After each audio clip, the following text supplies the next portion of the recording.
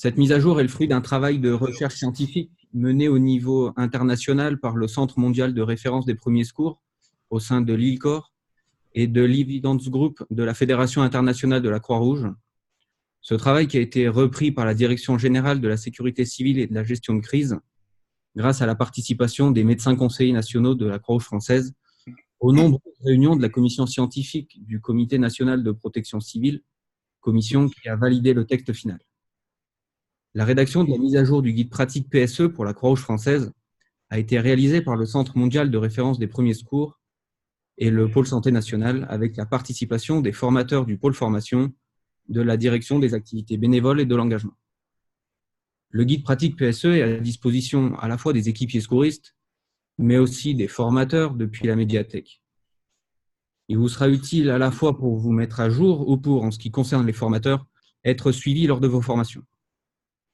Cette mise à jour va porter à la fois sur les conduites à tenir qui ont été revues, modifiées et actualisées, mais aussi sur l'ensemble des techniques de premier secours, avec notamment l'ajout de nouveaux dispositifs qui seront mis dorénavant à disposition des équipiers secouristes. L'échange d'aujourd'hui permettra au docteur Daniel Méran, médecin conseiller national de la Croix-Rouge française et chargé de la mise à jour du guide pratique PSE, de nous présenter les principales modifications techniques. Le webinaire sera l'occasion dans un premier temps de suivre la présentation des nouvelles recommandations de premier secours, puis dans un second temps de répondre à vos interrogations. Vous pouvez poser vos questions en utilisant cette fonctionnalité conversée de l'application Zoom.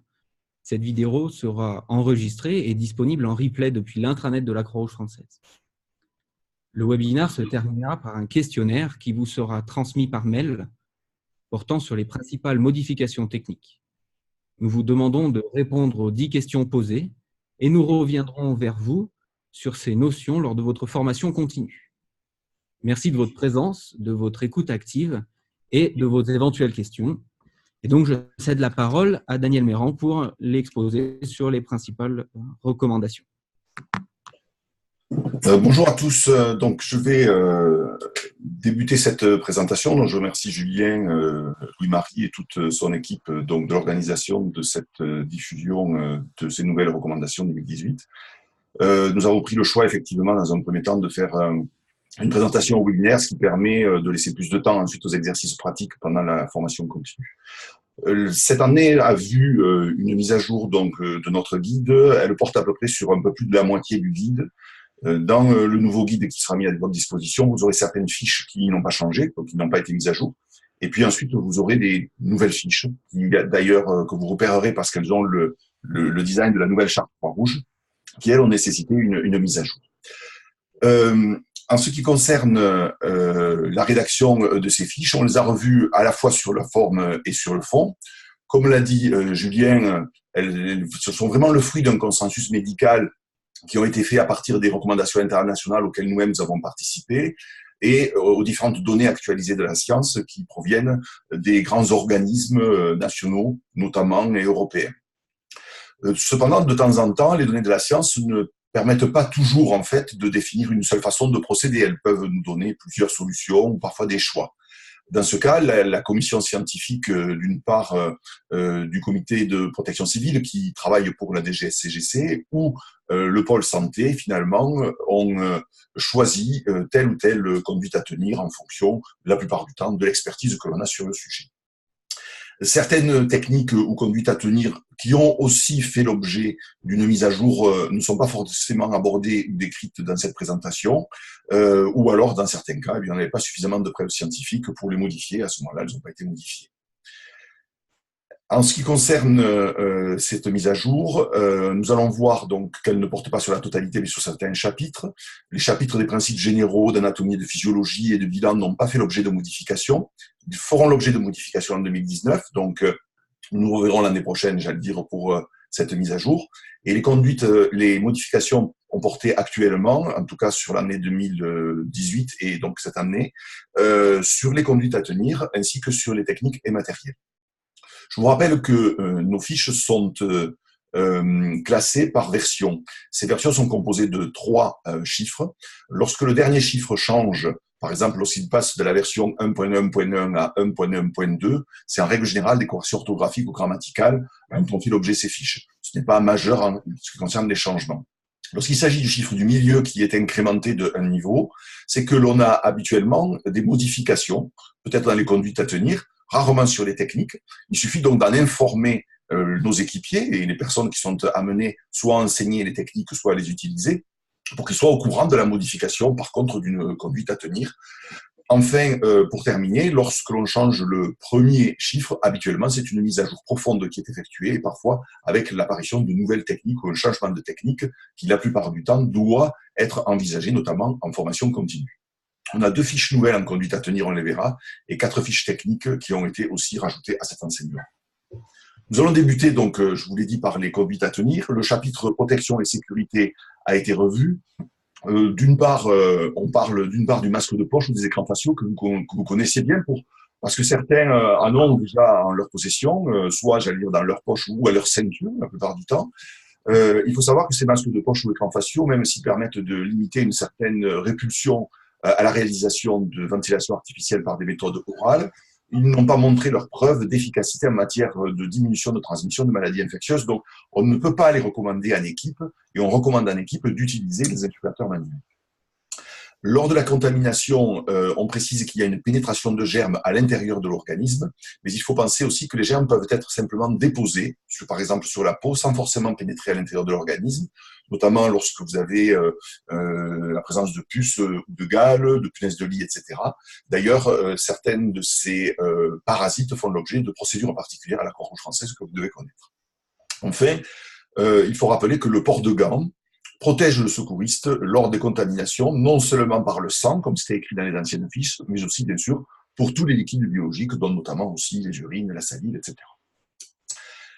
Voilà donc ce qui concerne la protection et la sécurité. Ensuite, les autres modifications portent sur les urgences vitales, et là, il y a un élément, il y a pas mal de modifications dans ces fiches-là qu'il vous faudra donc bien relire et bien, j'allais dire, bien acquérir. Premièrement, sur l'obstruction brutale des voies aériennes, il y a des modifications qui portent notamment sur les vocabulaires. En effet, on parle maintenant d'obstruction grave des voies aériennes. On entend par obstruction grave, d'une part, l'obstruction totale, lorsque les voies aériennes sont totalement obstruées par le corps étranger, que l'air ne peut pas ne peut pas passer, ou des obstructions qui sont dites presque totales, c'est-à-dire que si la victime est laissée telle qu'elle, de toute façon, l'évolution va s'effectuer vers une aggravation rapide et une aggravation de son état respiratoire. Donc, dans ces 2 cas, lorsqu'il y a une obstruction totale ou lorsqu'il y a une obstruction presque totale, il faudra réaliser des techniques de désobstruction. Je vous rappelle que on repérera cette obstruction grave parce que la victime ne peut plus respirer, ne peut plus parler ou présente des difficultés à tousser. Elle n'a pas une toux qui est efficace ou devant une victime qui littéralement s'étouffe. Les causes de l'obstruction ont bien sûr été réactualisées et l'on mentionne notamment l'une des causes les plus fréquentes d'obstruction, particulièrement chez l'enfant, qui est l'inhalation des magnettes, c'est-à-dire ces aimants qui sont utilisés parfois pour coller des petits objets, notamment sur les frigos ou sur tout ce qui peut donc être aimanté.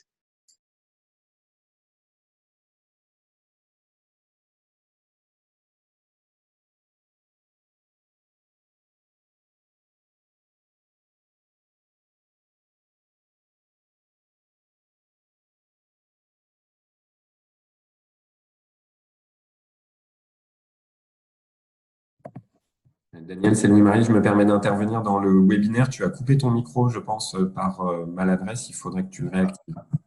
Est-ce que je suis réactivé là? Absolument. C'est bon?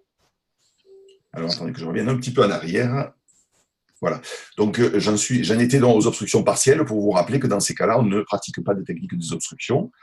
En ce qui concerne les techniques de désobstruction que vous connaissez, que ce sont les claques dans le dos, les compressions thoraciques, les compressions abdominales, les techniques n'ont pas été modifiées. Nous avons juste fait comme nous l'avons fait pour le PSC1, c'est-à-dire non plus recommander ces techniques en fonction de l'âge, mais surtout en fonction de la taille de la victime et du sauveteur, et notamment de la possibilité de mettre la victime sur l'avant-bras lorsque c'est nécessaire. Dans le cas des hémorragies externes, nous nous sommes mis à jour, si vous voulez, avec toute la nouvelle stratégie de prise en charge des hémorragies externes que l'on connaît plus fréquemment sous le terme de damage control. Le damage control, c'est pas une technique ou une conduite à tenir secouriste. C'est toute une stratégie de prise en charge des victimes qui présentent des saignements importants. Elle débute par celle du secouriste, mais elle se termine au niveau du chirurgien. Pour le secouriste, ce qu'il faut retenir, c'est qu'il doit arrêter une hémorragie externe, et ceci le plus rapidement possible. Pour ça, la compression manuelle reste le gold standard de l'arrêt d'une hémorragie. Lorsqu'une victime présente un saignement abondant, qui peut et qui menacera donc sa vie, il faut absolument réaliser une compression manuelle avec la main, telle que vous avez l'habitude de le faire et de l'enseigner. Cette compression manuelle est relayée par un pansement compressif pour pouvoir dégager le secouriste pour qu'il puisse continuer une autre action à partir du moment où la compression manuelle est efficace. Si malgré tout la compression manuelle et le pansement compressif n'est pas efficace, à ce moment-là, on passera à une autre technique. Nous avons supprimé le deuxième pansement compressif que l'on mettait au-dessus du premier lorsque celui-ci était inefficace. Dans les pansements compressifs, plusieurs types de pansements compressifs existent, vous avez l'habitude d'en utiliser. On a actuellement tendance à en recommander un particulier que l'on appelle le pansement compressif d'urgence, que l'on connaît plus particulièrement sous le terme de pansement israélien, qui est un pansement doté d'un dispositif d'agrafe qui permet de mieux comprimer les hémorragies externes et de faciliter notamment la fixation de ces pansements. C'est pour ça que notamment dans la fiche technique qui correspond au pansement, vous avez toute une description de ce nouveau pansement compressif d'urgence. Lorsque le pansement compressif n'est pas efficace, lorsque la compression manuelle n'est pas efficace, et si, bien sûr, l'hémorragie externe siège au niveau d'un membre, à ce moment-là, il faudra utiliser immédiatement un garrot pour arrêter l'hémorragie externe. La conduite à tenir devant une hémorragie externe est une conduite à tenir devant une lésion. Il ne faut pas oublier que l'on prend en charge une victime, et que si le saignement a été abondant, cette victime va présenter une détresse circulatoire, et à ce moment-là, à la conduite à tenir, on va y ajouter la conduite à tenir contre une détresse circulatoire, dont notamment le fait d'allonger la victime, de la maintenir en position strictement horizontale, de lui administrer de l'oxygène si c'est nécessaire, et surtout, et c'est essentiel notamment dans la prise en charge des détresses circulatoires, de lutter contre l'hypothermie, qui est un facteur particulièrement aggravant de la détresse circulatoire. En ce qui concerne les outils, j'ai déjà mentionné le garrot. Il existe plusieurs types de garrots. Nous préconisons plutôt l'utilisation des garrots dits fabricants ou des garrots dits industriels, c'est-à-dire qui sont spécialement réalisés pour cet effet. Il doit être réalisé, je vous le rappelle, lorsque la compression directe est impossible, ou si vous avez de difficultés à réaliser des compressions ou à arrêter des hémorragies devant de très nombreuses victimes, lorsqu'il y a des dangers imminents ou lorsque les accès sont difficiles et pour ne pas se mettre en danger, on va utiliser le garrot. Il peut être secondairement remplacé par un pansement compressif par un médecin. Donc, ce n'est pas parce que vous placez un garrot que c'est dangereux. Non, l'important, c'est d'arrêter le saignement. Votre garrot va arrêter le saignement.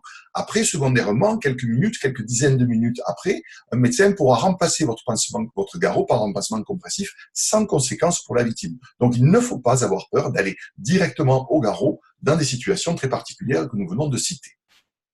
Le garrot, je vous le rappelle, il est placé entre la plaie et le cœur, à quelques centimètres au-dessus de la plaie, quel que soit l'endroit où se situe la plaie, ça peut être donc au niveau de la jambe, de la cuisse, du bras ou de l'avant-bras. Enfin, en cas d'inefficacité du garrot, si celui-ci est correctement serré, il ne faut pas s'empêcher d'en placer un second, toujours entre le premier garrot et le cœur, à quelques centimètres au-dessus, pour parfaire l'arrêt du saignement. L'important, c'est bien sûr d'arrêter le saignement. Enfin, lorsque vous voulez lutter contre une hypothermie, il faut recouvrir la victime. Bien évidemment, si vous recouvrez le garrot, ce n'est pas bien dramatique. L'important est surtout, bien sûr, de le signaler. Comme je vous l'ai dit, on donne notre préférence aux garrots, j'allais dire de type commercial, que ce soit des garrots tourniquets, que ce soit des garrots à cliquer, que ce soit des garrots à tirette, peu importe. Ces garrots-là sont faits pour arrêter les hémorragies, ils ont été spécialement étudiés, ils sont toujours très efficaces. En cas d'absence de garrots, j'allais dire fabriqués et spécialement faits pour cela, on peut toujours avoir recourir au pansement, au garrot improvisé, qui est celui que vous enseignez là aussi, en sachant que lorsque le garrot improvisé est réalisé avec un système de tourniquet, réalisé avec un morceau de métal ou un morceau de bois, il sera toujours plus efficace qu'un garrot qui n'est pas justement réalisé avec ce système de tourniquet qui permet de serrer et d'arrêter le saignement.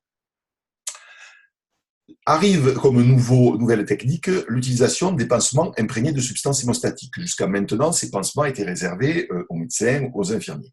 Ce sont des pansements qui sont imprégnés d'une substance qui a l'aptitude lorsqu'elle est au contact du sang, de s'imprégner de toute l'eau qu'il y a à l'intérieur du sang. Donc, il va concentrer le sang, concentrer les globules rouges et surtout les facteurs de coagulation et arrêter l'hémorragie en créant un coagulat à l'endroit du saignement.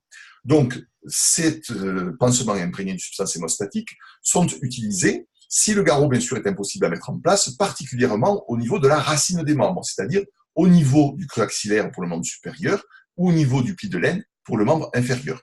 Il peut être aussi utilisé pour des hémorragies externes au niveau de la fesse, du tronc, notamment dans la partie postérieure, dos, du cou, de la tête, du thorax ou de l'abdomen, beaucoup moins souvent, parce que les hémorragies souvent extérieures sont peu importantes.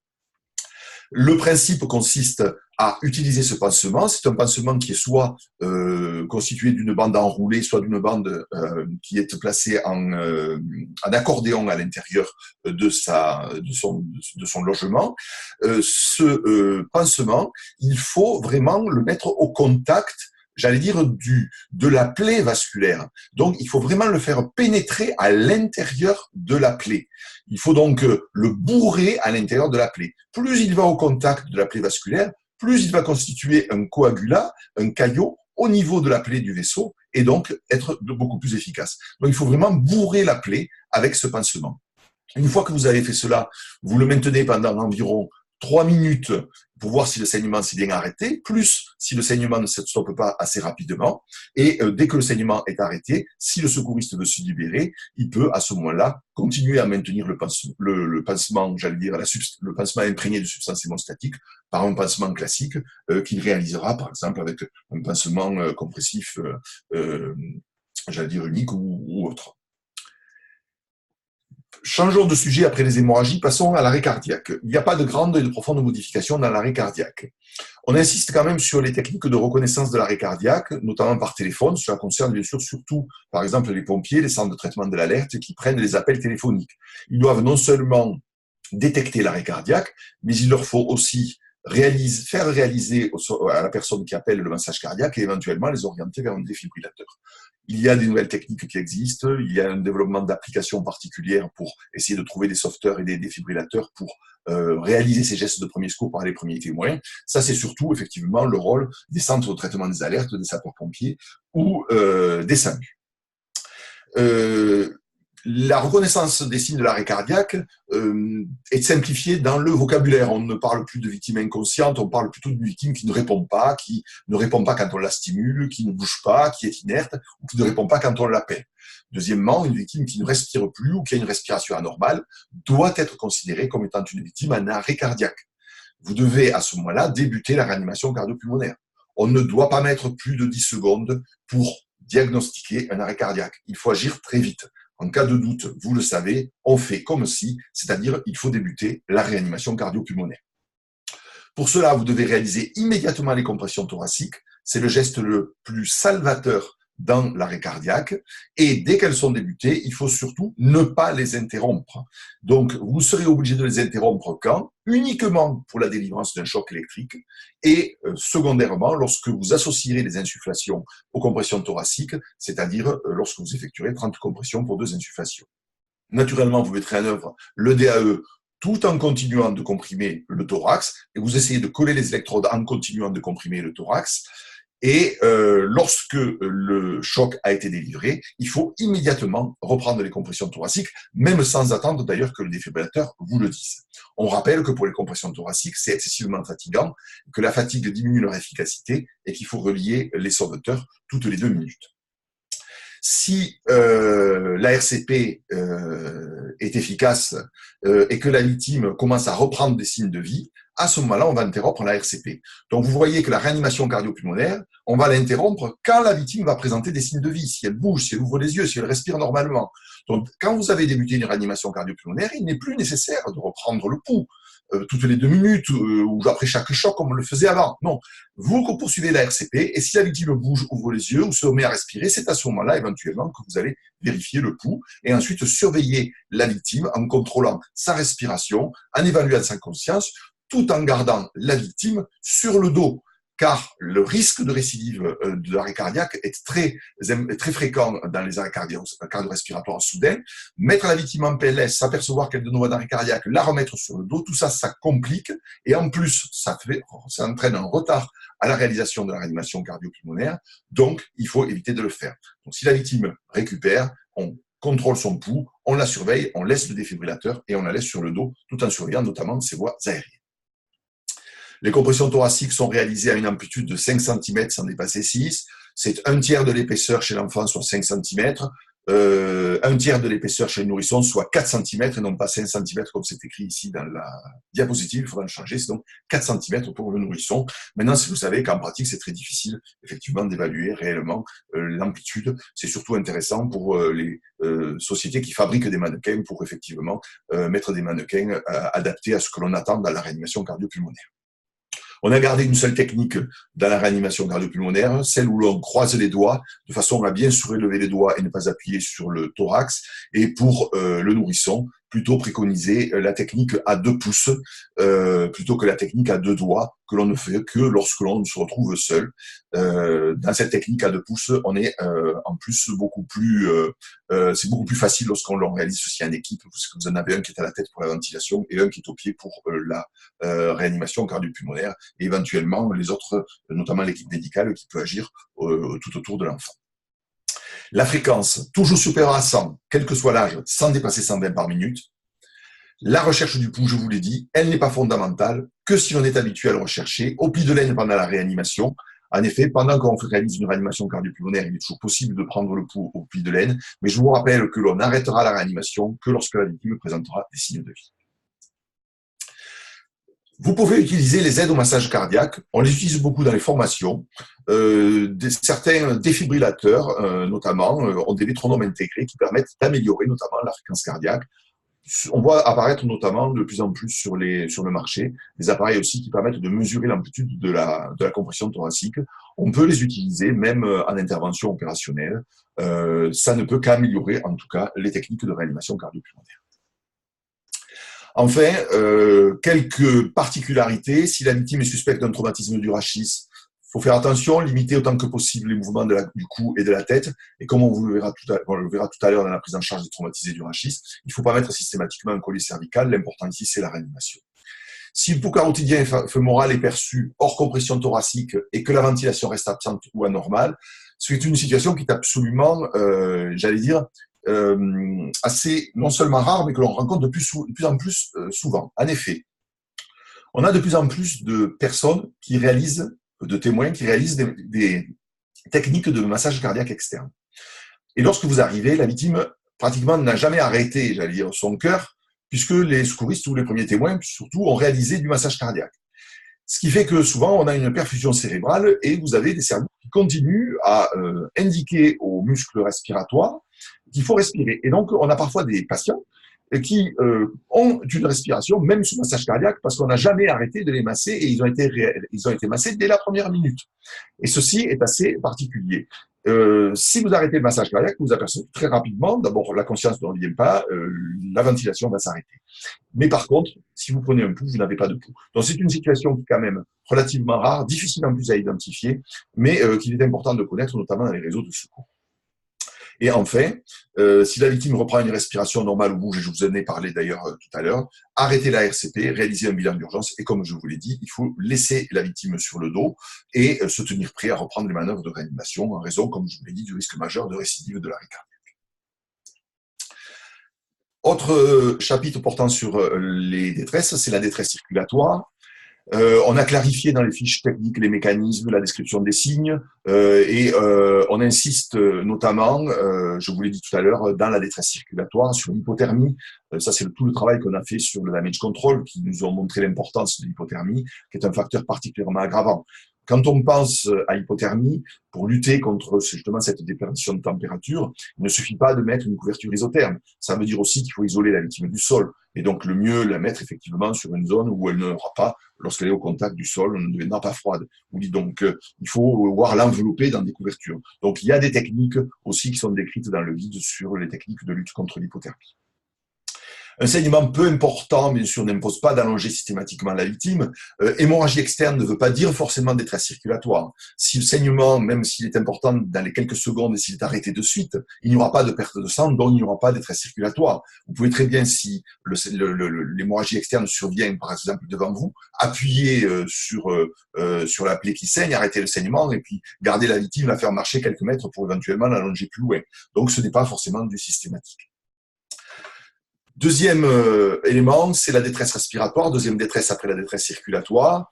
On insiste sur le fait que la détresse respiratoire peut être mesurée grâce à des appareils, et notamment, vous le connaissez bien, et cette fois maintenant, il est obligatoire dans les équipes de premier secours, c'est l'usage des appareils de mesure de la saturation périphérique en oxygène, et que l'on considère que une personne adulte ou enfant qui a moins de 94% de saturation d'hémoglobine en oxygène est une personne en détresse respiratoire, et moins de 89% s'il s'agit d'une insuffisance respiratoire, notamment s'il est sous oxygène à domicile. Enfin, dernière détresse, c'est la détresse neurologique. On a bien rajouté certains éléments qui n'étaient pas et qui avaient, je pense, plutôt été oubliés, dont notamment les convulsions, la paralysie faciale, qui sont des signes de détresse neurologique. Vous savez que la paralysie faciale ou autres sont des paralysies, sont des manifestations neurologiques. On en a parlé notamment, on en parle dans l'AVC, mais c'était effectivement pas noté dans la détresse neurologique et on l'a effectivement rajouté. On rappelle que la position strictement horizontale et la protection contre le froid sont les deux gestes de secours essentiels à réaliser devant la détresse neurologique, que dans cette détresse, il ne faut pas administrer de l'oxygène si la saturation n'est pas inférieure à 94% chez l'adulte, car l'oxygène, en excès, crée des produits qu'on appelle les radicaux libres, toxiques notamment pour le cerveau et le cœur. Quelques modifications dans l'administration d'oxygène, je vous les place ici parce que ça concerne les techniques. Les bouteilles d'oxygène, bon, vous les connaissez toutes, plus ça va, plus on a des nouveaux modèles qui existent. Actuellement, on a des modèles qui apparaissent notamment avec écran LCD, avec donc des manodétendeurs avec affichage digital, avec des plages colorées qui indiquent la pression qui règne à l'intérieur de la bouteille. Vous avez sur les écrans tout simplement la durée d'utilisation en fonction du débit que vous avez affiché, avec des jauges graduées qui vous indiquent les pressions résiduelles. Donc, il faut, lorsque vous utilisez vos enseignements, adapter l'enseignement au matériel que vous utilisez. Ces nouvelles bouteilles sont des bouteilles d'avenir, et donc il faut commencer, bien sûr, à les connaître et à savoir, bien sûr, les utiliser. Je vous demande de vous rapporter à ce moment-là au manuel d'utilisation de ces bouteilles pour en connaître un petit peu plus.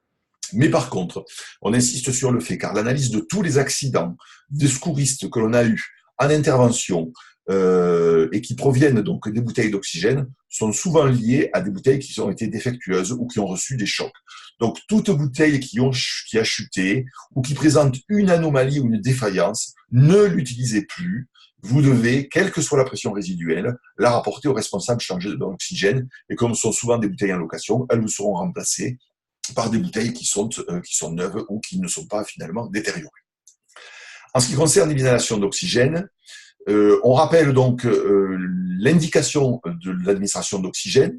C'est, comme c'est écrit peut-être en dernier, c'est lorsque vous avez une mesure de la saturation périphérique en oxygène, c'est toute hypoxie qui est inférieure à 94%. Je rappelle que l'hypoxie, c'est la baisse du taux d'oxygène dans le sang. Donc 94% chez l'adulte, 89% chez l'insuffisance respiratoire chronique, particulièrement si l'oxygène à domicile. Si vous ne pouvez pas mesurer la SpO2 et que votre patient présente une détresse vitale, il faut lui administrer de l'oxygène. Et qu'ensuite, il y a deux situations où vous devez administrer de l'oxygène, quelle que soit la mesure de la SpO2. C'est en cas d'intoxication au monoxyde de carbone, du fait que les appareils ne peuvent pas différencier l'oxygène du CO et que donc ils affichent des résultats qui sont faux, et l'accident de décompression, car l'oxygène, notamment l'oxygène en pression, agit par des mécanismes particuliers pour limiter les phénomènes de bulles qui sont constitués dans ces accidents. Donc voilà les simples et uniques indications de l'administration d'oxygène. Les modes d'administration. Vous avez pu certainement voir les fiches qui sont sorties en juillet 2018 sur les nouvelles modalités d'administration d'oxygène. Là, nous avons pris des décisions, j'allais dire, institutionnelles. Qu'allons-nous faire à la Croix-Rouge? Il y a plusieurs types et plusieurs moyens d'administrer de l'oxygène. Celui que vous connaissez le plus, que vous utilisez habituellement, c'est le masque de concentration. Vous continuez à l'utiliser. La seule différence, c'est que c'est un masque qui permet de haute concentration d'oxygène. Ce ne sont pas forcément des concentrations à 100%. Si on le met à 8 litres minute, on est à 60. Si on est à 15 litres minute, on est à 90. Quand vous avez un patient qui présente une détresse vitale ou qui présente une hypoxie avec une saturation qui est basse, il faut lutter contre l'hypoxie, donc on le mettra au maximum que l'on peut d'administration d'oxygène, soit masque haute concentration à 15 litres minute. C'est un bon moyen d'administration. Il ne faut pas détériorer ces masques. Vous avez des valves qui sont sur les masques, il ne faut pas les arracher. Vous avez un ballon qui est dessous, il ne faut pas le ficeler comme des fois on le voit. Il faut le laisser tel quel. Vous avez deuxièmement la possibilité d'utiliser les masques simples. C'est dans les recommandations. Nous n'avons pas fait le choix à la Croix-Rouge d'utiliser ces modalités de masques. Ça nécessite des enseignements particuliers, des suivis particuliers, et l'utilisation par le équipier secouriste Croix-Rouge du masque à haute concentration suffit largement. Donc, ce masque simple, en tant que formateur, vous devez le connaître particulièrement si vous faites des formations à d'autres secouristes autres que la Croix-Rouge, qui eux auraient à l'utiliser. Par contre, en opération à la Croix-Rouge, il ne sera pas mis à disposition. Enfin, par contre, vous avez des lunettes à oxygène. Vous pouvez être amené à utiliser des lunettes à oxygène parce que le patient en avait déjà à domicile, parce que c'est un insuffisant respiratoire et il les a, et que souvent ça suffit largement pour ces patients à administrer de l'oxygène, ou parce que on vous aura mis à disposition des lunettes à oxygène dans vos lots de secours. La lunette à oxygène permet effectivement d'administrer des concentrations basses en oxygène. Quelles sont les modalités d'administration? Elles sont simples. Masque haute concentration, c'est toujours 15 litres minute d'emblée.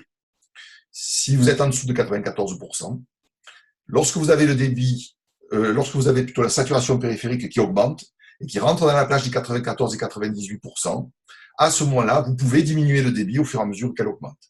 Avec un masque de concentration, il ne faut pas descendre en dessous de 6 litres minute. Pour le masque simple, je vous le dis donc en tant que formateur, mais je vous rappelle qu'on ne l'enseignera pas à la Croix-Rouge, le débit initial est à 10 litres minute et ensuite on diminuera en fonction de l'élévation de la SPO2 jusqu'à 6, sans dépasser en dessous de 6. Et ensuite, les lunettes à oxygène peuvent être administrées entre 1 et 6 litres minute. On administre initialement 2 litres à la minute. Éventuellement, vous pouvez augmenter si la SPO2 est basse, mais vous ne dépasserez jamais 6 litres. Et il faut savoir que déjà à 4 litres, c'est assez désagréable pour le patient. Si le patient est déjà sous oxygène, qu'il a une détresse respiratoire et que vous l'avez déjà à 2 litres minute, vous devez augmenter de 1, voire 2 litres minute de plus que son débit habituel. Donc, pas de masque simple, je vous rappelle, à la Croix-Rouge, mais je vous l'ai précisé pour vous uniquement si vous faites des formations pour des personnels qui ne sont pas de la Croix-Rouge. Enfin, je vous rappelle donc les plages de SPO2. Les plages actuellement de SPO2 sont de 94 à 98% pour l'adulte et l'enfant et de 89 à 94% pour l'insuffisant respiratoire chronique qui fait sa détresse respiratoire. Une personne insuffisante respiratoire bien équilibrée qui ferait une hémorragie avec une détresse circulatoire sur une hémorragie, vous pouvez le traiter comme un adulte, c'est-à-dire le garder dans la plage des 94 à 98%. Toujours dans les conduites à tenir, l'accouchement inopiné a fait l'objet de quelques petites modifications, juste sur la section du cordon, qui peut être réalisée par les équipiers secouristes. Vous voyez là aussi avec les autorités médicales, voire avec vos SMUR locaux. Mais lorsque vous allez clamper effectivement le cordon, en règle générale, on clampe le cordon au bout de 1 minute après l'accouchement, mais le temps que vous récupérez l'enfant, trouvez le matériel, etc., on est généralement à la minute. On désinfecte entre les deux clans le cordon. N'oubliez pas, lorsque vous avez mis un clan, de chasser le sang qui est à l'intérieur du cordon avant de mettre le second. Donc, de façon à ce qu'il n'y ait pas de sang entre les deux clans, parce que lorsque vous allez couper, vous allez avoir une projection de sang. Et ensuite, surtout, emballez bien le bébé pour éviter l'hypothermie. Et c'est vrai que lorsque l'on a sectionné le cordon, c'est beaucoup plus facile ensuite de lutter contre l'hypothermie du nouveau-né. Dans l'évaluation du nouveau-né, on insiste sur le tonus, la respiration, le cri.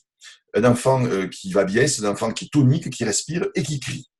La couleur de l'enfant n'est pas un bon signe. En effet, souvent, les enfants sont cyanosés à la naissance. Par contre, un signe de gravité, c'est la pâleur.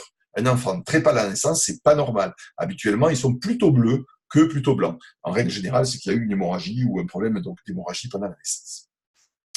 En ce qui concerne la réanimation du nouveau-né, juste un point, je l'aborde quand même parce que je ne sais pas si elle n'est pas forcément réalisée tout le temps dans les modules du PSE, mais pour les centres de formation notamment, si vous avez à les aborder, il faut vraiment différencier la réanimation du nouveau-né de la réanimation, j'allais dire, de l'adulte, de l'enfant ou du nourrisson. On est au moment de la naissance. Le nouveau-né, comme il est marqué ici, ne peut pas bénéficier d'une réanimation, puisqu'il n'a même pas été animé. C'est pour ça qu'on vous a mis entre guillemets, il faut l'animer, c'est-à-dire il faut qu'il débute sa respiration. Il faut qu'il gonfle ses poumons d'air. Si ses poumons d'air si ses poumons ne sont pas gonflés d'air, le massage cardiaque n'est pas efficace. Il n'y a pas d'urgence à réaliser un massage cardiaque. Il y a plutôt une urgence, à les ventiler. Donc, après avoir sectionné le cordon, il faut continuer à les stimuler. Et si vraiment, malgré la liberté des voies aériennes, éventuellement l'aspiration qui n'est pas systématique, si vous avez par contre du méconium ou du liquide épais, blanchâtre ou de couleur à l'intérieur des voies aériennes de la bouche, à ce moment-là, il faut l'aspirer. Et une fois que vous avez aspiré et stimulé, vous voyez si le nouveau-né commence à crier, à bouger. Si vous n'avez pas d'amélioration, à ce moment-là, on fera une ventilation à l'air pendant 40 insufflations. Vous vérifiez bien quand même que les 5 premières insufflations font bien gonfler le thorax. Il faut vraiment que le thorax se gonfle. Ensuite, vous réévaluez. Et si vraiment, au bout des 40 insufflations, il n'y a pas d'amélioration, à ce moment-là, vous associez le massage cardiaque externe avec une ventilation qui est ici en oxygène, avec un rythme de 3 compressions pour une insufflation à une fréquence à peu près qui va à 120 par minute. Attention, la ventilation à l'air, les 40 premières insufflations sont faites à l'air, elles ne sont pas faites en oxygène. L'enfant a besoin de respirer, il n'a pas besoin d'oxygène, en tout cas à la naissance. Là aussi, régulièrement, on réévalue et en fonction de la situation, on réadapte la conduite à tenir. Naturellement, l'animation du nouveau-né, la réanimation du nouveau-né à la naissance, c'est quand même des gestes de secours de spécialité. Maintenant, la mise en place d'appareils qui permettent de mesurer la fréquence cardiaque nous aide beaucoup dans cette réanimation. Et à ce moment-là, on peut, vous le trouverez d'ailleurs dans les fiches, adapter votre conduite à tenir en fonction de la fréquence cardiaque qui est affichée par les appareils. Mais si vous n'avez pas d'appareil, vous faites comme c'est indiqué au-dessus. Voilà, nous avons terminé un des gros morceaux qui est les affections dans la conduite à tenir, ce sont des urgences vitales.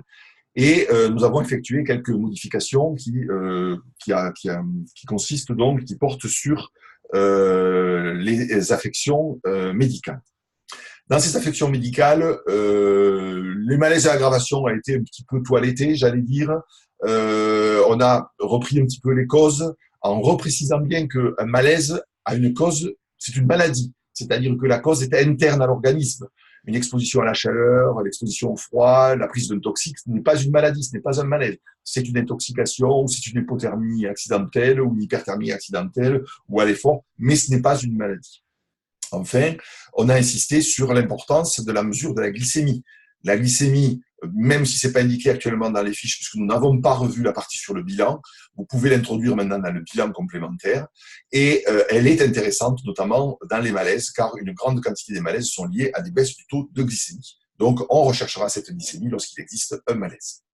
Dans la conduite à tenir, on précise particulièrement pour les postes de secours où vous avez à prendre en charge des personnes qui sont malades ou qui sont pas bien, ne les laisser sur place que lorsque la victime a récupéré totalement, qu'elle n'a plus de signes et, si nécessaire, a préavis médical. Il est donc essentiel de surveiller la victime et d'essayer d'avoir autant que possible un avis médical. Je sais que c'est pas toujours évident, que souvent ça n'est pas demandé, que des fois les SAMU ne demandent pas qu'on les appelle à toutes les 5 minutes pour des avis médicaux. Mais si vous avez le moindre souci, il ne faut pas hésiter à effectuer cette demande. Dans les crises convulsives, qui est un véritable, comme on dit, orage électrique cérébral, qui entraîne une perte de connaissance avec des mouvements et des tremblements au niveau du corps, on parle des crises convulsives généralisées. On a bien décrit la crise qui débute par ce qu'on appelle l'aura, c'est-à-dire même la victime elle-même, elle sent arriver cette crise. Elle le sent des fois par...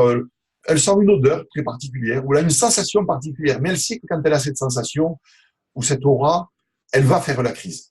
Et vous avez ensuite les différentes phases, la victime qui devient raide, qui chute, on essayera si on est à côté, bien sûr, qu'elle ne se fasse pas mal, qui ne respire plus, qui est raide comme du bâton, qui devient bleu, qui devient cyanosé, qui serre ses mâchoires, et qui d'ailleurs à ce moment peut se mordre la langue. Ensuite, il y a un relâchement, et puis ce tonus est remplacé par des secousses rythmées avec une révolution des globes oculaires, c'est ce qu'on appelle la phase clonique, pendant laquelle souvent on ne peut rien faire. Il est impossible d'examiner la victime, il n'est même pas possible pendant cette phase souvent de les mettre en position latérale de sécurité s'ils respirent. Et puis après, vous avez la phase hypotonique, qui est la phase de récupération. La victime était inconsciente, elle va redevenir progressivement consciente, mais si elle est restée sur le dos, la langue va tomber au fond de la gorge, puisque elle est hypotonique, elle est toute flasque, toute mou, toute molle, la victime. La langue aussi, elle tombe au fond de la gorge. Pendant la phase clonique, elle n'a pas respiré, il peut y avoir une accumulation de sécrétions, tout ça, ça va encombrer les voies aériennes. Et donc, votre rôle à cette phase-là, c'est surtout de libérer correctement les voies aériennes et ensuite, éventuellement, de mettre la victime sur le côté, ce qui améliorera sa respiration, qui est souvent bruyante dès le début. Naturellement, pendant la phase de chute, mais surtout pendant la phase de clonie, c'est-à-dire quand elle a les convulsions, il faut protéger la tête de la victime pour qu'elle ne se fasse pas mal. Par exemple, en mettant la main sous la tête, on vous demande pas de déplacer les meubles, de placer les tables, mais surtout d'éviter qu'elle se fasse mal à la tête. Et ensuite, vous allez faire une conduite à tenir, traditionnelle et classique, en fonction des signes présentés par la victime, en libérant les voies aériennes, mettant la victime en position latérale de sécurité ou autre. Attention, si vous êtes témoin d'une crise convulsive, quand vous voyez une personne convulsée, la première chose à laquelle vous devez penser, c'est à l'arrêt cardiaque. Pendant les premières secondes de l'arrêt cardiaque, dans plus de 40% des cas, les victimes présentent des convulsions parce que le cerveau devient hypoxique. Et il y a suffisamment, j'allais dire, encore d'oxygène pour faire fonctionner les muscles. Donc, attention, la survenue brutale de convulsions doit vous faire penser que c'est peut-être un arrêt cardiaque. En cas de doute, comme d'habitude, vous débutez la réanimation. Et les convulsions, lorsqu'elles durent, en règle générale, sont des convulsions liées à des crises convulsives et pas à un arrêt cardiaque. Les convulsions d'un arrêt cardiaque sont souvent beaucoup plus courtes. Mais notamment, et ça on le précise, pour les sauveteurs qui sont dans les centres de traitement de l'alerte et qui reçoivent les appels téléphoniques, au téléphone, quand on vous dit « il est en train de convulser », il faut que l'opérateur pense immédiatement à l'arrêt cardiaque plutôt que d'abord à une crise convulsive. Je rappelle donc que la crise convulsive traduit une souffrance cérébrale, peut annoncer un arrêt cardiaque, c'est ce que je vous le dis. Et enfin, que dans une crise convulsive, et notamment lorsque vous avez la phase, j'allais dire, d'inconscience, il vous faut réaliser une glycémie, car certaines hypoglycémies se traduisent par des crises convulsives. Il suffira à ce moment-là d'augmenter la glycémie pour voir disparaître ces crises convulsives. En ce qui concerne le malaise chez le diabétique, on précise qu'il existe d'autres causes d'hypoglycémie. Il n'y a pas que des hypoglycémies chez le diabétique. Vous pouvez avoir des hypoglycémies à jeun. Vous pouvez avoir des hypoglycémies en cas d'effort intense, notamment chez certains sportifs. Que l'hypoglycémie, c'est une détresse neurologique. C'est le cerveau qui manque d'oxygène.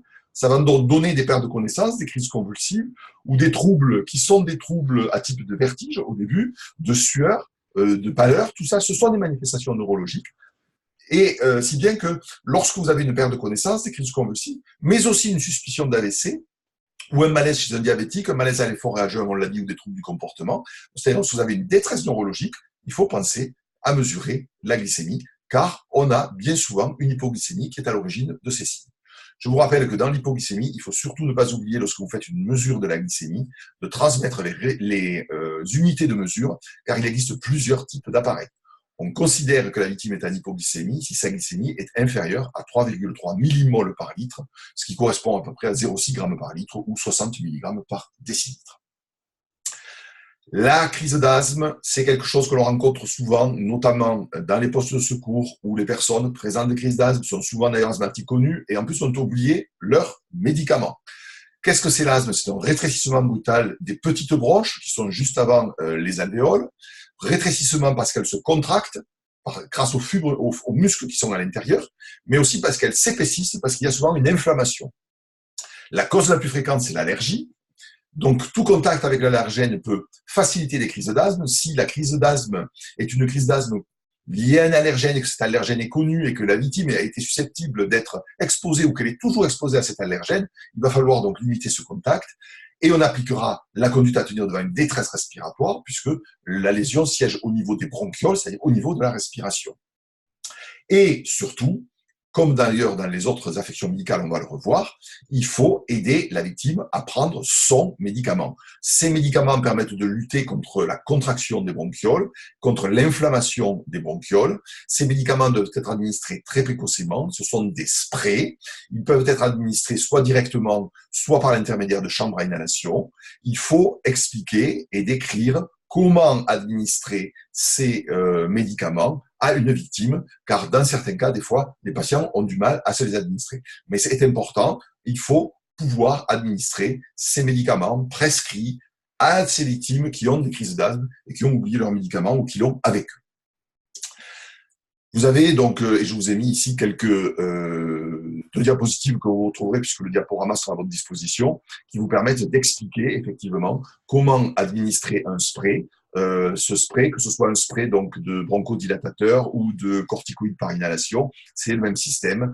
Ça se fait à l'envers en demandant à la victime d'exsuffler son air, d'expirer le produit en même temps qu'on appuie sur la petite bouteille, et ensuite d'essayer de maintenir sa respiration. Chez le petit enfant, on met entre l'appareil doseur et la bouche de l'enfant, souvent, ce qu'on appelle une chambre de mélange, car c'est vrai que l'enfant a du mal à appuyer en même temps sur son appareil, en même temps qu'il inspire. Là, en créant 2 pulvérisations à l'intérieur de l'appareil, ensuite, l'enfant, on lui demande de respirer pendant 10 secondes dans la chambre de mélange, et il va prendre l'air chargé du médicament qui est à l'intérieur de cette chambre. Les réactions allergiques graves, c'est-à-dire les anaphylaxies, on distingue bien l'allergie, qui est une réaction de l'organisme à un allergène, à l'allergie grave, ou anaphylaxie, qui est une réaction qui peut être mortelle à un allergène. Et c'est donc bien ça qu'il faut traiter. C'est pour ça que lorsque l'on est en contact avec un allergène, l'organisme peut réagir de 2 façons. Premièrement, par une crise d'asthme, c'est ce que nous venons de voir, mais aussi par un gonflement au niveau des voies aériennes supérieures, c'est ce qu'on appelle l'œdème de Quick, ou alors à une dilatation de tous les vaisseaux qui entraîne un effondrement de la pression artérielle, ce qui est à l'origine d'une détresse circulatoire. Donc vous avez un patient qui a une détresse respiratoire ou qui a une détresse circulatoire, et ces 2 détresses, bien sûr, peuvent évoluer défavorablement et aboutir à la mort de la victime. Il vous faut donc savoir reconnaître ces signes. C'est vrai que la présence d'une détresse respiratoire ou de signes circulatoires, chez une victime qui présente notamment des signes cutanés avec des plaques rouges qui apparaissent, qui sont souvent, qui démangent, c'est-à-dire avec une personne qui se gratte, parce que simplement ça la démange de façon importante, avec souvent un gonflement qui apparaît au niveau de la face, au niveau des lèvres, ou au niveau des yeux, ou au niveau des extrémités, tout ça peut orienter vers l'existence d'une anaphylaxie. L'anaphylaxie, bien sûr, vous allez la traiter comme vous la traitez par la détresse respiratoire ou la détresse circulatoire. Mais par contre, ce qui est important là aussi à faire, c'est qu'il existe des médicaments spéciaux qui permettent de lutter contre la détresse respiratoire, notamment qui est entraînée par un œdème de Quick ou par la détresse circulatoire liée à la paralysie des vaisseaux. Et ces médicaments, c'est de l'adrénaline. Et ceci, ça peut être utilisé directement, très précocement sur les victimes, lorsqu'on les utilise avec des auto-injecteurs. Les victimes qui font des allergies graves ont la plupart du temps avec elles ces auto-injecteurs. Et souvent d'ailleurs, ce sont des boîtes de 2 auto-injecteurs. Lorsque la victime présente ces signes cliniques, c'est-à-dire cette détresse respiratoire ou circulatoire, et qu'elle sait qu'elle fait une réaction allergique parce qu'elle a été en contact avec son allergène, il ne faut pas hésiter à lui administrer son médicament et à lui administrer une 2e dose 10 à 15 minutes plus tard s'il n'y a pas d'amélioration ou s'il y a une récidive. Là aussi, on vous laissera ces diapositives qui vous permettront d'expliquer à vos participants dans les formations et à vos secouristes comment les utiliser. Malheureusement, il y a 2, ici vous avez l'EpiPen et le Jext, qui sont 2 styles d'auto-injecteurs qui sont administrables de la même façon. Il faut armer le produit, ensuite vous l'auto-injectez. Lorsque vous enlevez le produit au bout de 3 à 10 secondes, l'aiguille est protégée pour pas que vous ayez d'accident lié un accident d'exposition à un liquide biologique. Et puis vous avez un 2e appareil qui est ici, vous l'aurez à disposition, donc je vous l'ai dit, qui est un peu plus compliqué, qui est l'Anapen, qui lui s'utilise un petit peu d'une façon différente qu'il faut connaître. Mais vous avez de toute façon des modes d'emploi qui sont soit avec ces appareils, mais il vaut mieux quand même les connaître un peu à l'avance si vous avez à les utiliser dans des situations d'urgence. L'AVC est aussi un élément qui est important car c'est de plus en plus fréquent. C'est vraiment un problème de santé publique en France. C'est la 2e cause de handicap en France et pardon, la première cause de handicap en France. Et il est important de savoir les reconnaître. Je vous rappelle que vous avez des techniques, des moyens mémotechniques, notamment ce qu'on appelle le FAST, c'est-à-dire toute personne qui a la bouche déviée, qui ne peut plus utiliser un de ses bras et qui a un trouble de la parole, doit être considéré comme ayant un accident vasculaire cérébral. Il faut, malgré tout, dans l'examen, notamment complémentaire, lui demander de sourire pour provoquer la paralysie faciale. Il faut lui demander d'étendre les membres supérieurs pendant au moins 10 secondes face à elle, les yeux fermés, pour révéler une petite paralysie que l'on n'aurait pas vue spontanément. De même, lui faire répéter une phrase pour voir s'il a un trouble de la parole. Il faut penser aussi aux troubles visuels qui sont des signes d'AVC. Et puis, il y a une possibilité aussi de relever un certain nombre de signes. Et lorsque l'on ajoute ces signes les uns avec les autres, ça nous oriente plus vers la nécessité ou pas d'un AVC. Et ce qui est important dans l'AVC, comme on l'a dit tout à l'heure, c'est que l'hypoglycémie peut donner l'aspect d'un AVC. C'est pour ça que sur des signes d'AVC, il faut toujours mesurer la glycémie. Car si vous avez une hypoglycémie, il faudra d'abord corriger la glycémie avant d'être certain que l'on a affaire à un AVC et que l'on oriente à ce moment-là le patient, plus particulièrement vers une unité neurovasculaire. En tout cas, l'AVC, ça nécessite une prise en charge rapide, car il faut le traiter dans les premières heures. Vous avez ici, par exemple, un score de calcul qu'utilisent les médecins pour identifier les accidents vasculaires cérébraux. Donc, vous voyez que vous avez un certain nombre de questions, notamment lorsque vous passez le bilan, et où vous pouvez être mis en relation avec un neurologue et en conférence à trois avec le médecin du SAMU, où l'on peut vous poser ces questions, notamment est-ce qu'il a une hypoglycémie, est-ce qu'il avait des crises convulsives avant, comment il était dans les 24 heures, depuis combien de temps on ne l'avait pas vu normal, en tout cas sans les signes d'AVC, etc. Donc, il faut être quand même capable de recueillir ces signes pour pouvoir ensuite répondre lorsque vous placez votre bilan. Ça permet de mesurer la probabilité de survenue d'un AVC. Vous voyez que ce test, lorsqu'il est positif, eh bien, on a 80% de chances que réellement ce soit un AVC. Et lorsqu'il est négatif, on a 99% de chances que ce ne soit pas un AVC. Donc, vous voyez l'intérêt aussi de ces tests. Donc, pour cela, il faut, bien sûr, nous recueillir les signes lorsqu'on effectue l'examen de la victime. La douleur thoracique est une nouvelle fiche. Bien que c'est quelque chose que vous utilisiez beaucoup, notamment lorsque vous abordiez le malaise ou la maladie, c'est souvent que vous prenez des cas concrets avec des douleurs thoraciques. Donc là, on a fait effectivement une fiche spéciale sur la douleur thoracique, en sachant que c'est la douleur thoracique non traumatique et qu'une douleur thoracique n'est pas forcément et uniquement cardiaque. Les causes peuvent être pulmonaires, les causes peuvent être vasculaires, les causes peuvent être aussi osseuses. Donc il y a de nombreuses causes. Mais les conséquences peuvent être graves et l'on a essayé donc dans cette fiche de bien rappeler l'importance de l'urgence et l'urgence du bilan, particulièrement du bilan vital, de réaliser un bilan complémentaire, de bien interroger la victime et ensuite voir son entourage et de le transmettre à un médecin. La conduite à tenir, elle n'est pas compliquée, c'est surtout la mise au repos. Il faut que la victime arrête son activité, qu'elle se mette au repos, lui proposer de s'asseoir, lui proposer de s'allonger. On administre de l'oxygène si l'on a une saturation qui est basse.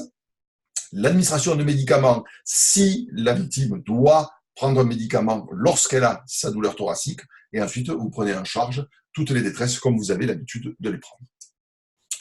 Voilà donc pour la deuxième partie qui concernait les affections médicales. Nous abordons la troisième partie qui aborde les affections traumatiques. Il y a surtout un grand changement là-dedans, et je vais essayer de vous l'expliquer.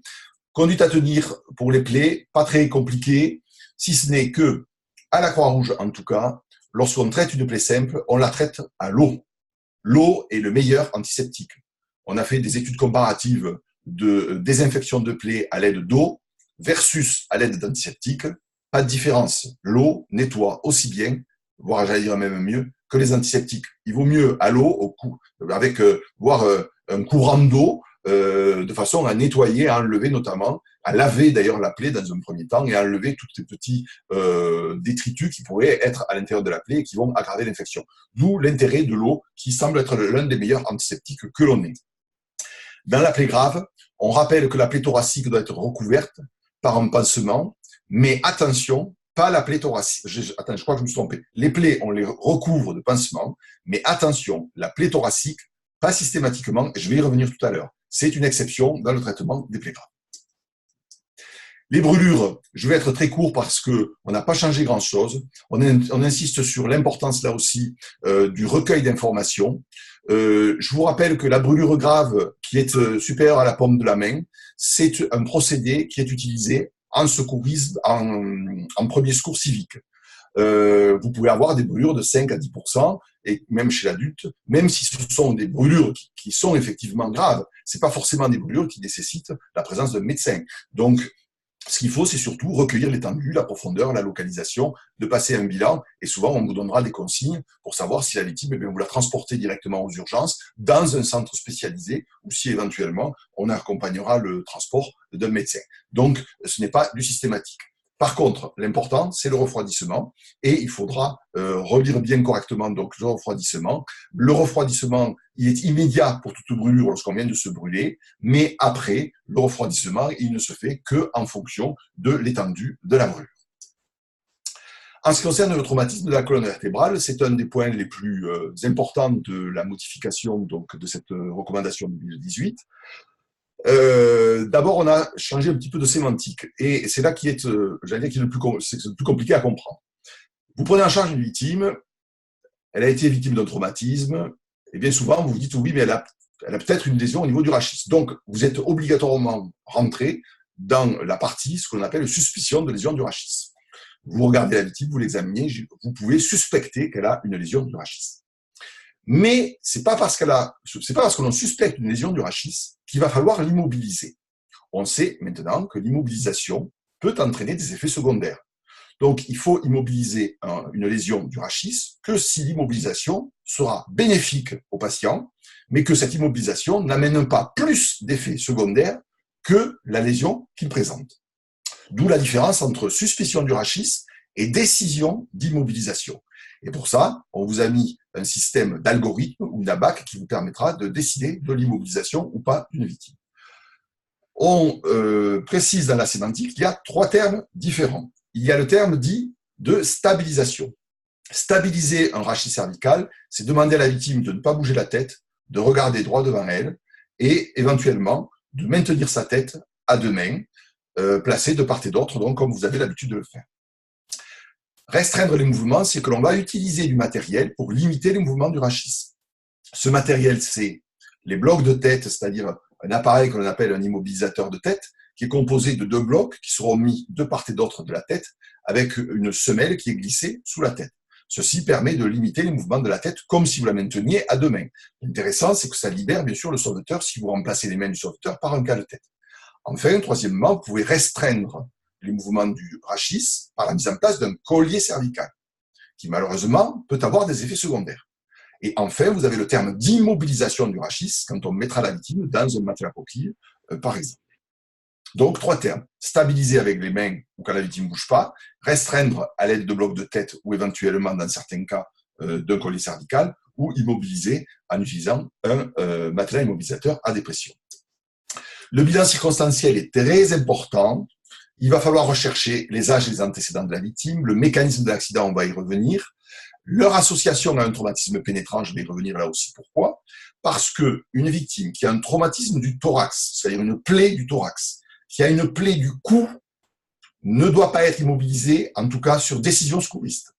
Dans un premier temps, il faut lutter contre la détresse, contre les hémorragies. C'est beaucoup plus urgent que d'immobiliser la victime. Ça ne veut pas dire que si on la mobilise, il ne faudra pas prendre des précautions. En tout cas, il ne faudra pas perdre du temps à l'immobilisation, car l'urgence est à la détresse respiratoire ou à la détresse circulatoire qui sont créées par la plaie du thorax ou qui sont créées par la plaie du cou. Au final, on immobilise le rachis quand ? C'est là qu'on a essayé de vous créer un algorithme. Alors, cet algorithme-là aussi vous sera à votre disposition. Premièrement, vous examinez votre victime.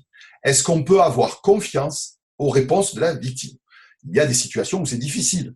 Lorsque la victime n'est pas consciente, si la victime n'est pas coopérante, si elle ne veut pas communiquer, par exemple avec des problèmes de langage, si elle est sous l'influence de l'alcool ou d'autres drogues, si par exemple elle a d'autres traumatismes associés avec des fractures du bras, des membres inférieurs, etc., on ne pourra pas vérifier si elle peut serrer la main, si elle peut bouger la jambe, etc. Donc, si vous avez de nombreuses lésions qui empêchent cette recherche de signes d'atteinte du rachis, vous ne pouvez pas avoir une fiabilité à la réponse de la victime. Si vous suspectez un traumatisme de rachis et que la victime, vous ne pouvez pas, j'allais dire, être certain de ses réponses, à ce moment-là, vous l'immobilisez. Si par contre, la victime est consciente, vous pouvez lui parler, elle répond aux questions, elle est examinable, c'est parfait. Alors à ce moment-là, vous allez rechercher quoi ? Premièrement, est-ce qu'elle a une atteinte du rachis osseux ? Je vous rappelle, quand on a une fracture de l'os, on a mal, on a une déformation, il y a un gonflement. Donc c'est ce qu'on va rechercher. Est-ce que vous avez une douleur qui siège au niveau du rachis ? La victime se plaint d'une douleur. Elle se plaint d'avoir mal quand elle a bougé, quand elle a marché tout à l'heure, ou en vous attendant, ça lui a fait beaucoup mal au dos, ou ça lui a fait beaucoup mal au rachis. Quand elle essaye de tourner la tête, ça lui fait mal, mais ça c'est la victime qui vous le dit, elle ne lui demandez pas de tourner la tête, elle vous dit quand je tourne la tête, ça me fait mal. Donc on considère qu'il y a une lésion osseuse. Si vous avez la victime qui est allongée, vous pouvez avec la pointe des doigts palper délicatement le rachis cervical et s'apercevoir qu'elle a aussi une douleur, ou si vraiment vous avez une déformation évidente, si vous avez la tête à 30 degrés ou à 47 degrés naturellement, on va considérer qu'il y a une lésion osseuse. Mais il peut y avoir aussi des signes de lésion médulaire. On n'a pas toujours des douleurs. C'est soit une perte ou une diminution de la force motrice, la victime ne peut pas serrer les mains, elle ne peut pas bouger les pieds de un ou voire de plusieurs membres. Ça peut être une victime qui ne sent plus une partie, elle ne sent plus au niveau des mains, elle ne sent plus au niveau des pieds. Vous avez des décharges électriques, elle se plaint de décharges électriques ou des difficultés, des troubles de sensation au niveau des membres supérieurs ou inférieurs. Vous avez une perte d'urine de matière fécale, voire si vous avez un homme, une érection, qui est un signe particulier que l'on retrouve comme étant un signe notamment d'atteinte médulaire chez l'homme. Eh bien, lorsque vous avez une atteinte médulaire, ça veut dire qu'il y a non seulement une fracture, mais en plus qu'elle est très instable. Si vous avez des signes d'atteinte osseuse ou des signes d'atteinte donc de la moelle épinière, il faut, dans ce cas, immobiliser la victime. La victime, elle répond, elle parle correctement, mais elle n'a pas de douleur, elle se plaint de rien. Vous l'avez examinée, il n'y a pas de déficit moteur, il n'y a pas de déficit sensitif. À ce moment-là, on va dire, est-ce qu'elle a été victime d'un traumatisme à haut risque? Qu'est-ce qu'un traumatisme à haut risque? Ce sont les victimes qui chutent sur la tête depuis une hauteur de 1 mètre ou sur les fesses et les membres inférieurs de 3 mètres. Ce sont des victimes qui étaient dans un accident à grande vitesse, comme on a donné quelques exemples ici, qui n'avaient pas de port de la ceinture de sécurité, qui a eu un déclenchement d'airbag, dont le véhicule s'est retourné ou qui a été éjecté de son véhicule ou qui a été renversé par un deux roues, ou ce sont les accidents que l'on retrouve notamment à la plage avec des véhicules à moteur de loisirs, ou un piéton qui a été renversé, ou pour ceux qui font du cheval, une chute de cheval. On considère cela comme un traumatisme à haut risque. Si la victime n'a pas de traumatisme à haut risque, on ne l'immobilise pas. Si elle a un traumatisme à haut risque, on n'immobilisera que les victimes qui ont plus de 65 ans ou qui ont des antécédents vertébraux, c'est-à-dire des antécédents qui font qu'elles ont une colonne vertébrale qui est plus fragile, et éventuellement des antécédents qui peuvent masquer des signes d'atteinte osseuse, c'est-à-dire d'atteinte du rachis ou de la moelle. Donc, si cette victime a été opérée du rachis ou qu'elle a des maladies, notamment générales des os, comme l'ostéoporose, à ce moment-là, ou si elle a plus de 65 ans, si elle a été victime d'un traumatisme du rachis à haut risque, à ce moment-là, eh bien, il faudra l'immobiliser. Sinon, on ne l'immobilisera pas. Voilà donc quelles ont été les décisions prises pour décider ou pas de l'immobilisation par un secouriste d'un traumatisme qui est suspect, d'un traumatisé qui est suspect d'une lésion du rachis par le secouriste. À partir du moment où il y a un médecin, celui-ci prendra les décisions en fonction de ses connaissances et de ses compétences, de la décision d'immobiliser ou pas, mais dans ces cas-là, vous ne faites qu'appliquer les consignes et vous l'immobiliserez si vous le demandez. C'était un point important et je vous invite bien sûr à bien la revoir. On a travaillé, même si on n'a pas refait les fiches techniques à part celle du matelas coquille. Alors ça, c'est attention, les fiches techniques de certains appareils qui sont utilisés dans le traumatisme du rachis n'ont pas été mis à jour encore. Donc, les indications d'utilisation de ces appareils, c'est dans la fiche conduite à tenir du traumatisme du rachis que vous allez les trouver. En priorité, pour relever une victime suspecte d'un traumatisme du rachis qui est au sol, il faut utiliser le brancard cuillère, qui est celui qui mobilise le moins. Si vous n'avez pas de brancard cuillère, utilisez les techniques du pont, notamment le pont amélioré que vous connaissez bien, le pont néerlandais à 4. La technique la plus mauvaise, car elle mobilise le plus le patient, et donc elle est absolument exceptionnelle si vous avez à la pratiquer, c'est le roulement au sol pour l'immobilisation sur un plan dur. Donc, essayez d'utiliser d'abord les brancards cuillères ou faites un pont plutôt que de faire un roulement au sol. Sur quoi on immobilise le patient? En priorité sur un matelas coquille, même si l'immobilisation est aussi bonne sur le matelas coquille que sur une planche. Sur un matelas coquille, c'est plus confortable, on a moins de complications secondaires, et surtout sur un matelas coquille, particulièrement pour les personnes âgées, qui ont des kyphoses, notamment donc, qui ont le dos voûté, qui ont des kyphoses donc, dorsales, ou des torsions de la colonne vertébrale, le matelas coquille permet de respecter la position de ce rachis. Alors que sur une planche, vous allez carrément, j'allais dire, mettre en position horizontale un rachis qui, spontanément, ne l'a jamais été. Et ça, c'est beaucoup plus dangereux. Donc, utilisez plutôt le matelas coquille que le plan dur. Le plan dur, surtout utilisé plutôt pour l'extraction d'une victime, par exemple d'un véhicule accidenté, comme vous pouvez parfois amener à le faire dans les réseaux de secours. L'immobilisateur de tête, vous pouvez l'utiliser sur un patient qui est au sol. Pour maintenir sa tête, sans avoir à la maintenir à 2 mains. le cale-tête, vous pouvez l'utiliser sur un brancard cuillère. Si vous avez un matelas coquille qui n'est pas trop efficace parce que vous n'avez que ça, vous pouvez utiliser ou vous aider de cet immobilisateur pour immobiliser la victime à l'intérieur du matelas coquille. Attention, l'outil orange que vous avez, qui s'appelle une gouttière Belle-Île, ou l'attelle cervico-thoracique, que l'on appelle plus communément le KED, sont des appareils d'extraction, en particulier pour le KED, car ils entraînent aussi des grandes complications, d'une part pour leur mise en place, parce qu'ils nécessitent souvent de mobiliser le patient, et ensuite ils entraînent des complications respiratoires, parce qu'ils entraînent une compression thoracique qui est importante. Donc ce sont des appareils qui sont utilisés pour les extractions. En tout cas, il ne faut pas transporter des victimes, particulièrement avec des attelles cervico-thoraciques. Il faut toujours les enlever ou les desserrer avant de les transporter. Traumatisme du thorax, je vous en ai parlé tout à l'heure. Dans la nouveauté du traumatisme du thorax, c'est doit-on mettre un pansement ou pas sur une plaie du thorax? Je vous parle de la plaie du thorax. L'objectif, quand vous avez une personne qui a une plaie du thorax, c'est que surtout l'air ne s'accumule pas entre le poumon et la paroi. Car s'il s'accumule entre le poumon et la paroi, il va y avoir une élévation de pression dans le thorax qui va même entraîner un déplacement du cœur et une plicature des gros vaisseaux et un arrêt cardiaque. C'est ce qu'on appelle le pneumothorax suffocant. Donc, il faut que l'air puisse sortir par le trou qui a été fait par l'objet qui a été à l'origine de la plaie. Pour cela, il existe des moyens médicaux disponibles. On appelle ça des pansements non occlusifs spécifiques. Il en existe de plusieurs types. La valve d'Asherman, on vous en montrera. Vous avez le pansement de Russell, les pansements sentinelles, c'est quoi? Ce sont des pansements qui sont dits ventilés, c'est-à-dire ils permettent à l'air de sortir, mais pas de rentrer. Et ce sont ces pansements qui sont indiqués sur les plaies du thorax.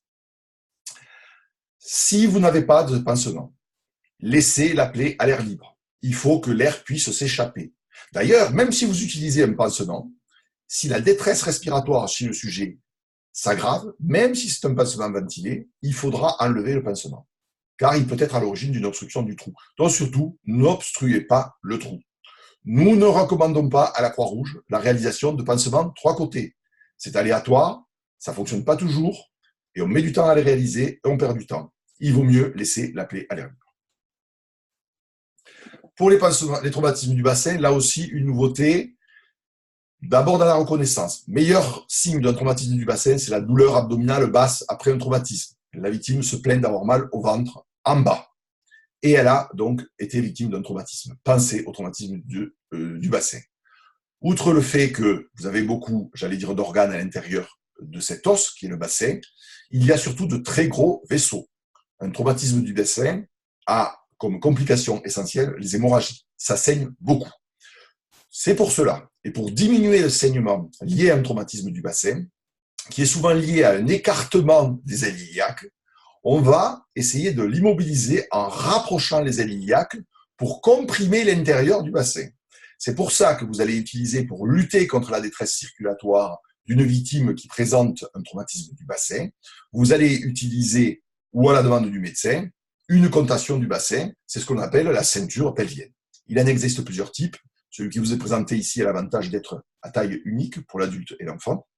Il est constitué d'une sangle et d'un appareil de fixation et de serrage. Il est mis sur la victime pour l'immobiliser et pour limiter les saignements, c'est ce que je vous avais dit. Vous devez le placer, et il doit être centré sur les grands trochantères, c'est-à-dire sur l'os qui pointe au niveau de la face externe de la cuisse, c'est-à-dire c'est lorsque les personnes âgées se cassent et quand elles se font ce qu'on appelle un col du fémur, c'est sur cet os qu'il faut la centrer. Ensuite, elle est serrée, après avoir mis l'appareil de serrage, en tirant sur un fil. C'est pas très compliqué, mais lorsque vous allez tirer par un système de poulie, eh bien, ça va démultiplier la force et entraîner un serrage et un rapprochement des ailes iliaques, ce qui va comprimer les organes qui sont à l'intérieur du bassin et diminuer ainsi le saignement. Pour terminer, les atteintes circonstancielles, c'est-à-dire la 4e partie, ces atteintes circonstancielles concernent la noyade. Il y avait une petite erreur dans les fiches avant sur la définition de la submersion et de l'immersion, ça a été donc rétabli. Dans la submersion, on a le visage qui est recouvert d'eau, donc c'est là qu'on fait une noyade, alors que dans l'immersion, c'est quelqu'un qui flotte et qui a la tête hors de l'eau. Même parfois avec la tête hors de l'eau, on peut être victime de noyade, mais on a surtout, et c'est surtout ce qui se passe dans les naufragés, c'est qu'ils sont plutôt victimes d'hypothermie. On insiste sur la toux. une victime qui, à la suite d'un séjour dans l'eau, même s'il est très court, qui tousse, c'est surtout lié à un passage d'eau dans les poumons. Quand il y a passage d'eau dans les poumons, particulièrement si l'eau est polluée, c'est un risque secondaire, même si la victime va bien, d'infection pulmonaire. Donc, il vaut mieux donc consulter. Le principe de l'action de secours, c'est donc d'effectuer un bilan et en fonction de l'état des gravités, de réaliser les gestes de secours que vous connaissez, il n'y a pas de modification à ce niveau-là, et d'assurer une prise en charge rapide par le médecin. Donc ici, surtout sur l'atout et sur les deux termes de définition que l'on a effectué des modifications. Ah, j'ai deux fois la même chose. Dans la conduite à tenir, il y a des techniques de sauvetage qui ont été détaillées, mais elles sont plutôt à destiner des sauveteurs professionnels. On insiste sur l'importance de l'hypothermie. On rappelle, et vous le savez, que lorsque l'on a un arrêt cardiaque secondaire à une noyade, c'est un arrêt cardiaque d'origine respiratoire qu'il faut débuter par 5 insufflations, parce que c'est une hypoxie qui est à l'origine de l'arrêt cardiaque, que les compressions thoraciques sont réalisées et que, notamment sur les embarcations, il est là intéressant d'utiliser des dispositifs automatiques de massage cardiaque externe, mais bon, à la Croix-Rouge, on n'a pas beaucoup d'embarcations, on l'utilise très peu. Que l'administration de l'oxygène, tant que la victime est en arrêt cardiaque, ça sera à 15 litres minute, et quand elle a récupéré une activité cardiaque, c'est en fonction de sa SPO2, dès qu'on a une SPO2. N'oubliez pas de sécher le thorax lorsque l'on administre un choc électrique. Et enfin, il ne faut pas perdre de temps à réaliser une aspiration lorsque l'on sort la victime, particulièrement si elle a un arrêt cardiaque. Il faut débuter la réanimation. Si au moment de la réanimation, la victime se mettait à vomir et que vous aviez des morceaux, j'allais dire, d'aliments dans le vomi qui obstruent les voies aériennes, retournez rapidement la victime sur le côté de façon à désobstruer les voies aériennes et ensuite reprendre votre réanimation. L'accident électrique a été revu lui aussi, un petit peu toiletté. Vous regarderez là aussi les modifications. On a bien insisté sur les effets directs et indirects du courant. Il ne faut pas oublier que lorsque l'on a un accident électrique, soit vous êtes projeté à l'extérieur et vous êtes souvent aussi en plus victime d'un traumatisme. Non seulement donc vous allez avoir des effets soit liés à l'élévation de température, soit éventuellement à des troubles du rythme cardiaque qui sont liés au passage du courant. Et en plus, si vous êtes projeté, vous avez des traumatismes associés liés à la chute. En fait, la victime qui reste collée au conducteur a souvent des contractures musculaires, particulièrement thoraciques, qui arrêtent la respiration, si bien qu'elle va présenter un arrêt cardiaque en plus par hypoxie. Et en plus, la victime peut présenter des lésions de brûlure au niveau des points d'entrée et de sortie, mais aussi surtout le trajet. Donc, on a bien reprécisé le mécanisme, là aussi, de l'accident électrique, vous le verrez, c'est ce que j'étais en train de vous dire, et des complications particulièrement traumatiques que je viens de vous citer. Ah, j'ai mis deux fois la même. Dans la conduite à tenir, une victime qui a pris la foudre, n'ayez crainte, vous pouvez la manipuler, la victime n'emmagasine pas de l'électricité qu'elle serait capable de vous rendre lorsque vous la prenez en charge. Si vous avez une victime qui a pris la foudre, faites attention, des fois vous avez des vêtements qui sont encore en combustion, en contact avec la victime, notamment au niveau des chaussures, il faut les enlever. Et ensuite, vous allez compléter, rechercher les lésions avec un bilan complet comme vous avez l'habitude de le faire. Particulièrement, vous savez, si la victime a été projetée, n'oubliez pas de rechercher des lésions traumatiques. La victime d'explosion n'a pas été profondément modifiée, si ce n'est que l'on a quand même changé le titre de la fiche. Vous avez une fiche qui s'appelait, si mes souvenirs sont bons, les effets de blast, si mes souvenirs sont bons, mais à la rigueur, Julien me reprendra si je me trompe, qui a été remplacée par victime d'explosion, parce que quand l'on a été victime d'une explosion, il y a l'explosion en elle-même qui crée un effet de souffle, qui va en plus entraîner une projection de morceaux à la fois de la bombe, mais aussi de tout ce qui est autour contre la victime. Mais vous avez en plus une onde de choc qui va se déplacer, qui va être à l'origine des lésions internes chez la victime. Et en plus, vous avez une élévation de température qui peut créer des lésions de brûlure. Donc vous voyez que, en fait, une victime d'explosion, c'est surtout un traumatisé sévère. Elle est souvent brûlée, elle est souvent blastée, elle est souvent blessée. Donc c'est tout en même temps. Donc, en plus, vous avez, mais secondairement, des victimes peuvent avoir pas forcément des lésions, mais les présenter secondairement. C'est pour ça que lorsque vous avez des gens qui ont été notamment dans des explosions, dans des espaces clos, en tout cas présentes dans l'espace, il est important de les garder avec vous et de les faire examiner. Dans les compressions de membres, on est revenu essentiellement sur la durée pour les postes du garrot. C'est aussi plus particulièrement indiqué, utilisable cette conduite à tenir si l'on intervient, notamment chez des personnes donc, qui seraient comprimées soit au niveau des membres supérieurs ou au niveau des membres inférieurs. On rappelle l'importance bien sûr de la sécurité. Et ensuite, la mise en place d'un garrot qui reste bien sûr d'abord indiqué en cas d'hémorragie, lorsqu'elle est arrêtable et lorsqu'elle est garrottable. Si l'on avait à lever une compression en l'absence de médecin et que la durée de compression est supérieure à 4 heures. En effet, on peut maintenir des compressions de plus de 2 heures sans qu'on entraîne des complications liées à la levée de compression. Les affections liées à la chaleur. Les affections liées à la chaleur, il faut faire très attention parce que on en a pas mal dans les dispositifs de secours prudentiels, notamment dans les postes de secours sur les, j'allais dire, dans les accidents. Excusez-moi, je commence à avoir un peu la gorge sèche. Sont essentiellement dans les dispositifs de secours que vous avez, soit pour des postes de secours de loisirs, soit sportifs. Voilà, donc je cherchais. On distingue plusieurs types d'accidents liés à l'élévation de la température. On parle d'élévation d'affection liée à la chaleur lorsqu'on a plus de 39 degrés de température. On peut avoir donc des épuisements liés à la chaleur, parce qu'on a des céphalées, des nausées. On a des températures qui ne sont pas encore élevées, elles sont en dessous de 39. Vous pouvez avoir des crampes musculaires qui sont liées non seulement, la plupart du temps, à l'effort musculaire, mais en plus avec un durcissement qui sont liés à la chaleur. Mais ensuite, vous avez réellement les affections liées à la chaleur. C'est quoi? C'est l'insolation qui est liée à une exposition de la tête et de la nuque au soleil. C'est la tête qui s'élève en température, qui entraîne souvent des nausées, des céphalées, des vertiges, des pertes de connaissance. Et puis ensuite, vous avez les lésions qui sont liées à une élévation de la température de l'organisme.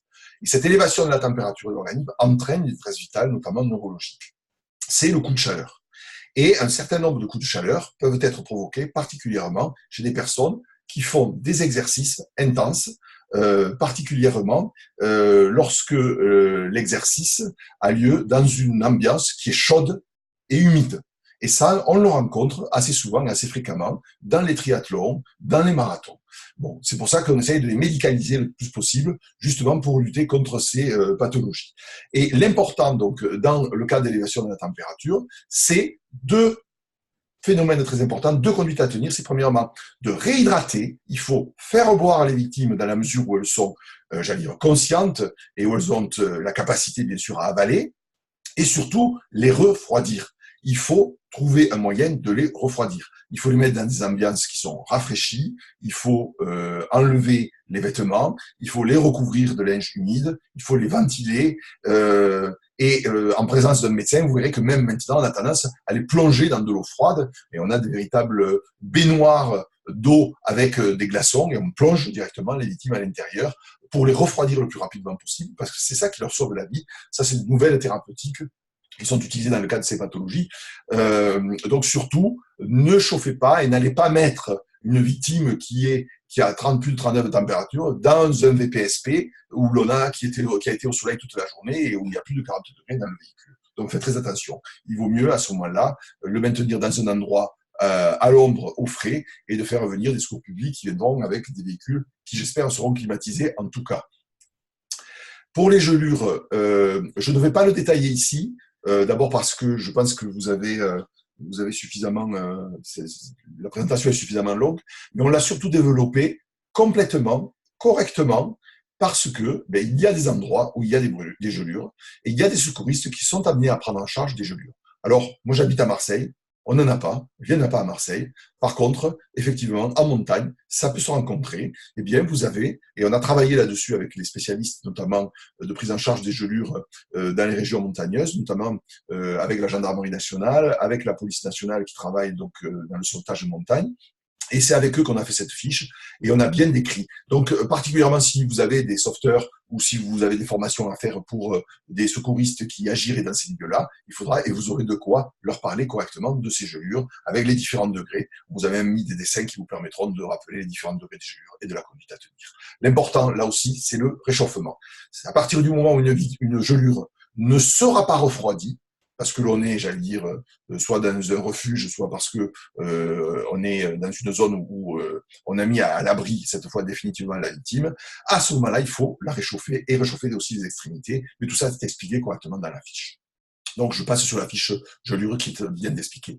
L'hypothermie, par contre, bon, on la retrouve quand même plus fréquemment, quel que soit le lieu en France, particulièrement chez les personnes qui restent à l'extérieur pendant les temps froids. C'est une température qui est corporelle inférieure à 35. On a différents degrés de gravité, c'est simple. Les de gravité sont en fonction de la température. Inférieure à 35, inférieure à 28, inférieure à 32, inférieure à 24. C'est ce qui vous permet de différencier les différents degrés de gravité.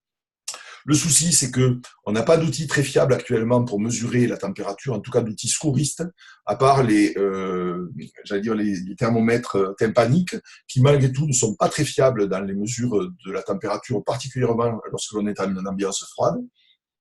Alors, qu'est-ce qu'on peut dire? C'est que si vous avez une personne que vous croyez qu'elle est en arrêt cardiaque, prenez du temps pour rechercher les signes de vie, parce que tout est ralenti, j'allais dire, dans l'hypothermie. Si vous avez un massage cardiaque à réaliser, les compressions thoraciques sont beaucoup plus dures. Si vous avez un choc électrique externe à faire, on n'en fait pas plus de 3 en dessous de 30 degrés, parce qu'après, c'est pas efficace. Il faudra de toute façon réchauffer, même si le cœur reste en fibrillation, il faudra le réchauffer pour qu'il reparte. Donc, il faut pas il faut pas essayer d'en faire plus. Moins vous en faites dans les hypothermies. L'important, bien sûr, c'est surtout de les remettre au chaud. C'est le traitement essentiel, c'est le réchauffement. Réchauffement passif, les habits, les couvertures. En montagne, on utilise beaucoup le papier bulle. On les enveloppe de papier bulle et on met à l'extérieur des appareils de réchauffement pour réchauffer. On les remet surtout au niveau du tronc avec entourés de papier bulle. Ça élève la température, ça permet de les transporter pour ensuite donc les réchauffer à l'hôpital. Là aussi, c'est le réchauffement qui est le plus important. Comme on l'avait vu dans la gelure, dans l'hypothermie, c'était le refroidissement. Dans les infections à la plongée, pas grand-chose si ce n'est les rappels classiques. Dans les accidents de plongée, bien souvent d'ailleurs, les personnes qui font de la plongée sont assez informées de ces types d'accidents. Là aussi, on a travaillé avec le centre notamment de plongée profonde de Marseille et le centre d'oxygénothérapie hyperbare de Marseille, qui sont notamment à l'origine de la fiche que vous allez voir tout à l'heure. N'oubliez pas que dans le cadre d'infections liées à la plongée, il faut mettre au repos la victime. Il faut lui administrer de l'oxygène. Je vous l'ai dit, systématiquement, quelle que soit la SPO2, il faut la faire boire régulièrement, 0,5 à 1 litre heure. L'hydratation est très importante dans les accidents de plongée parce qu'elle diminue le risque de lésions, notamment neurologiques. De temps en temps, ils ont de l'aspirine avec eux. Souvent, ils l'ont pris avant. L'aspirine, c'est pas une urgence. Par contre, l'administration d'oxygène et l'hydratation, c'est très important de le faire. Donc, devant une détresse vitale, bien sûr, vous appliquez votre conduite à tenir classique. Et ensuite, vous avez un certain nombre d'informations qu'il faut recueillir lorsque vous transportez les victimes. Et bien souvent, si vous avez des moniteurs de plongée ou des centres de plongée avec, ils ont ces feuilles, ils les remplissent aussi. Mais sachez qu'elles existent et elles vous sont mises là aussi en exemple dans vos guides. Ça, c'est la nouvelle fiche qui est recommandée, donc, notamment par la Fédération, par la Société française de médecine maritime. Enfin, je crois que j'en arrive à la fin, là aussi, le syndrome de suspension. Ne vous embêtez pas avec certaines fiches que vous n'aborderez pas dans vos formations PSE, mais on a voulu mettre quand même l'ensemble des fiches nécessaires pour travailler. Après, vous choisirez, et vous verrez dans la partie pédagogie, les fiches qu'il faudra faire. Le syndrome de suspension, nous l'avons fait notamment dans les guides nationaux pour certaines catégories de personnes, notamment EDF qui travaillent sur les pylônes, pour les personnes qui travaillent dans le sauvetage en montagne ou le secours en montagne, parce que c'est des choses qu'ils peuvent rencontrer. On l'a abordé surtout pour enlever une fausse idée. Parce qu'en fait, lorsque vous avez un syndrome de suspension, quelle que soit la nature d'abord quelle que soit la cause, que ce soit de loisirs, travail, sauveteur, qui peuvent être aussi victimes d'un syndrome de suspension, le mécanisme du syndrome, on a du mal à l'identifier, puis il y a beaucoup d'explications qui sont données, on n'a pas de preuves scientifiques formelles sur quel est le mécanisme qui intervient. En tout cas, il y a quelque chose qui se passe qui fait que la victime va présenter une affection neurologique, une détresse neurologique, qui va perdre conscience et va faire un arrêt cardiaque, tout en restant pendu, j'allais dire, à sa corde, même verticalement. Tant qu'on ne peut pas la dépendre, si on peut la mettre en position, notamment jambe horizontale, il faut essayer de le faire.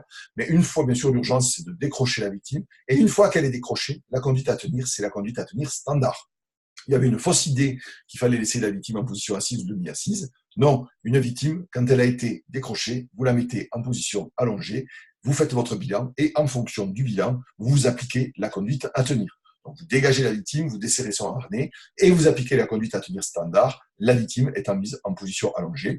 N'oubliez pas que dans un syndrome de suspension, ça peut être une personne qui a fait un sauveteur ou une victime qui faisait qui était en suspension, qui peut avoir ce qu'on appelle dévissé, c'est-à-dire peut en même temps avoir des affections traumatiques au niveau des membres supérieurs, des membres inférieurs ou de la moelle osseuse. Voilà, j'espère ne pas avoir été trop long. J'ai essayé de faire un tour rapide. Je sais que ça a duré quand même plus d'1 heure et quart, puisque Julien m'a envoyé régulièrement pendant ma présentation des textos pour me faire dire, pour me donner l'heure. Il me reste peut-être encore quelques minutes pour pouvoir répondre à vos questions, si vous avez des questions importantes sur des points que je n'aurais pas pu préciser. Je vous rappelle quand même que sur le guide, si vous trouvez dans les guides que l'on vous a mis à disposition des coquilles ou des erreurs ou des choses que vous ne pouvez pas comprendre, vous pouvez vous référer bien sûr au week-end prochain où on sera sur place, et ensuite si c'est plus tard que vous vous en rendez compte, de nous envoyer au pôle santé national les remarques que vous auriez à faire, ce qui nous permettront, dans la prochaine mise à jour, puisqu'il y aura une mise à jour des fiches qui n'ont pas été mises à jour cette année, l'année prochaine, de pouvoir les mettre, de corriger en fait les erreurs qu'il y aurait. Voilà, je te laisse la parole, Julien, s'il y a des questions.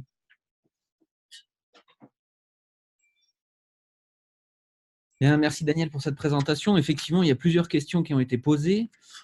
Pour prendre dans l'ordre du diaporama, la première, c'est sur l'obstruction des voies aériennes. Est-ce que le fait d'avoir rajouté la difficulté de tousser dans l'obstruction grave est-elle valable aussi en PSC1 ? Non, pour l'instant, il faut bien comprendre que les publics sont différents. Donc, le guide PSE, c'est un guide qui s'adresse à des équipiers secouristes qui ont des formations complémentaires. La formation grand public, elle est définie par le guide PSC. On a fait quelques petites mises à jour, d'ailleurs, qui viennent du travail que l'on a fait sur le PSE, où on s'est dit, tiens, il faudrait aussi le mettre dans le PSC.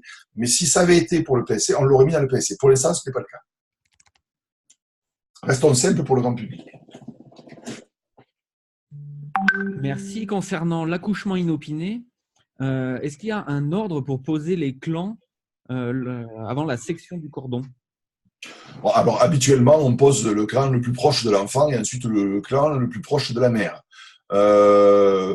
Pourquoi ? Parce que lorsque vous avez placé le premier clan, ensuite, il vous faut vous glisser vers la mère pour chasser le sang qui est à l'intérieur du cordon, et vous mettez de nouveau le deuxième clan juste en dessous de votre doigt, ce qui vous donne un espace où vous pouvez couper. Ça, c'est important parce que si vraiment, si vous avez une accumulation de sang, quand vous allez couper, ça va gicler, et la plupart du temps, c'est comme ça qu'on a des accidents d'exposition au sang. Et je vous rappelle que quand vous faites une section du cordon, il faut vous protéger les yeux ainsi que la bouche.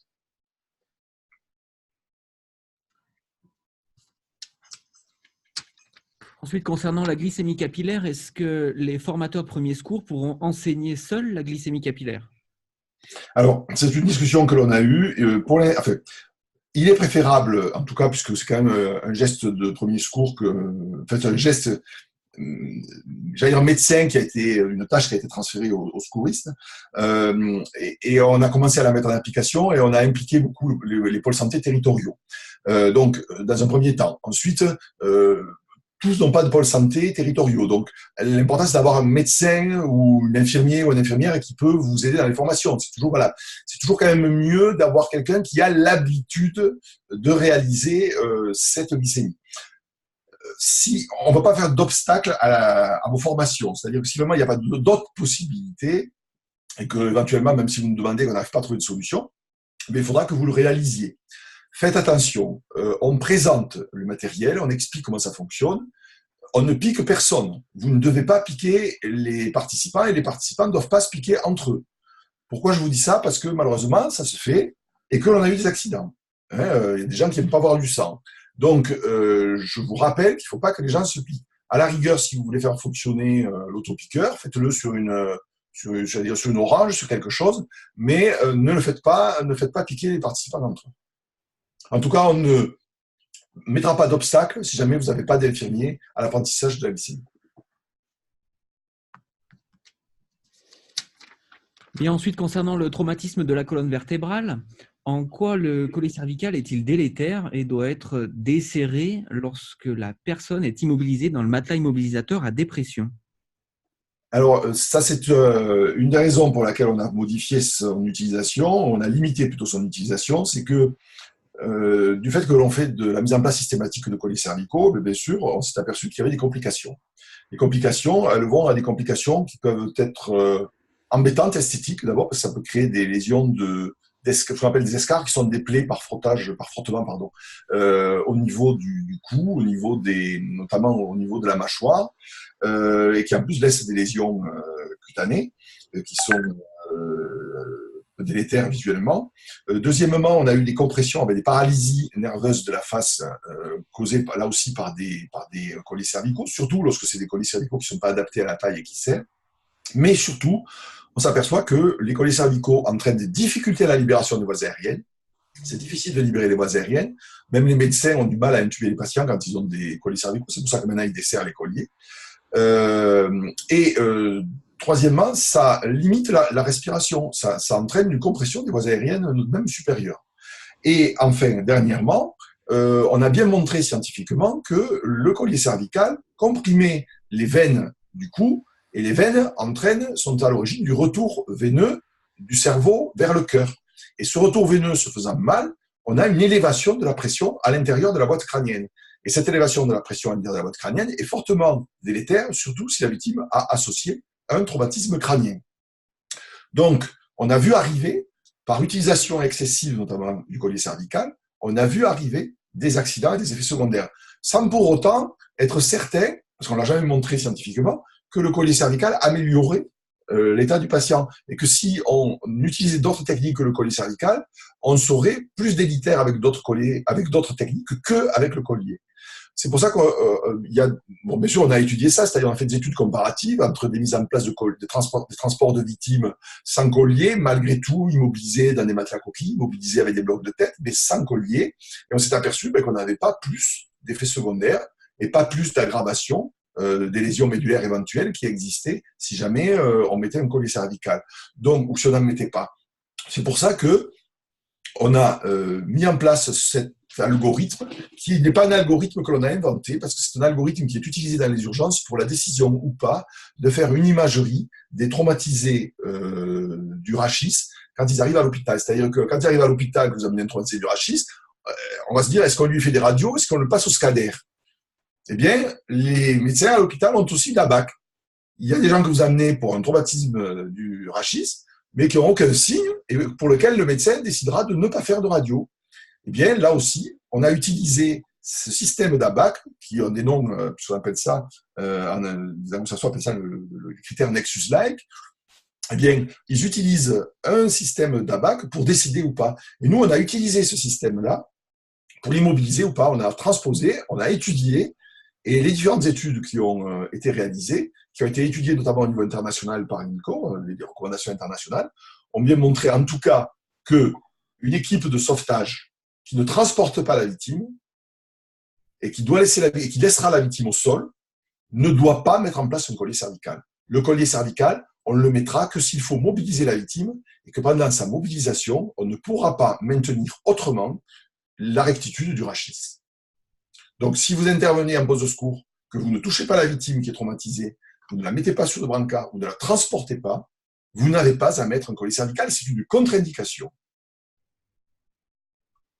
Donc, les pompiers, par contre, l'indication pour les pompiers actuellement, c'est essentiellement lorsqu'ils doivent déplacer la victime et qu'ils ne peuvent pas maintenir l'axe à deux mains, par exemple, par une autre technique. Par exemple, pour les sorties de véhicules de victimes incarcérées, ou si vous avez des relevages difficiles dans des zones accidentées, où on n'est pas certain qu'on pourra bien maintenir la tête dans l'axe. À ce moment-là, on va mettre un collier cervical. Mais dès que la victime est dans la matelas coquille et qu'elle est correctement immobilisée, on le dessert.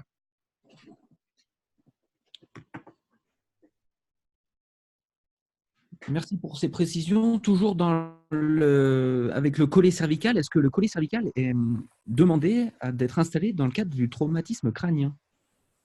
Absolument pas. Traumatisme crânien isolé, si vous n'avez pas... Alors, attention, je rappelle que il ne faut pas confondre mise en place d'un collier cervical et immobilisation du corps. Vous pouvez immobiliser le sujet sans collier cervical. Hein. Vous pouvez l'immobiliser dans un matelas coquille, vous pouvez l'immobiliser au sol si on ne le bouge pas. Si vous ne pouvez pas maintenir la tête à deux mains, vous pouvez mettre des blocs cervicaux de chaque côté, des blocs de tête de chaque côté. Donc, il y a d'autres techniques pour immobiliser un rachis cervical autres que celle du collier. Donc, excuse-moi, je ne me rappelle plus du tout ta question. Là, du coup, j'ai perdu le fil. Est-ce que le collier cervical doit être posé dans le cadre d'un Ah oui, traumatisme? dans le traumatisme crânien. Alors, dans le traumatisme crânien, j'allais dire que si on peut ne pas le poser, il faut surtout ne pas le poser. Parce que il donne des aggravations. C'est là qu'on l'a surtout constaté. Donc, une victime qui a un traumatisme crânien doit être prise en charge de façon à maintenir son axe tête-cou-tronc. Il faut qu'on la maintienne dans l'axe. Il faut qu'on la relève, par exemple, avec un brancard cuillère. On l'immobilise sur un matelas coquille. Et si on peut ne pas mettre un collier cervical, on ne mettra pas de collier cervical. On mettra un collier cervical, par exemple, si elle est inconsciente, parce que si la victime est inconsciente et que vous suspectez un traumatisme du rachis, c'est une indication d'immobilisation. Mais vous pouvez immobiliser sans collier cervical. Donc, il faut essayer tant que possible, en tout cas chez le trauma crânien, de ne pas le mettre et d'utiliser d'autres techniques. Merci. Beaucoup d'évolutions du coup sur cette prise en charge du traumatisé de la colonne vertébrale. Est-ce que les structures d'accueil des urgences sont avisées des pratiques pour éviter du coup que les hospitaliers reprennent les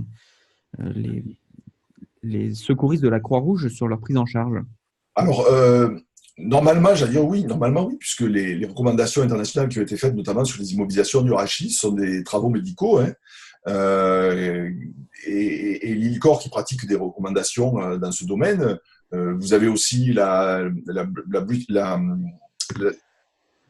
un organisme, si vous voulez, qui ressemble un petit peu à ce qu'on appelle l'HAS en France, qui est la Haute Autorité de Santé, mais qui est en Angleterre, a aussi fait les mêmes recommandations pour l'ensemble du personnel de santé.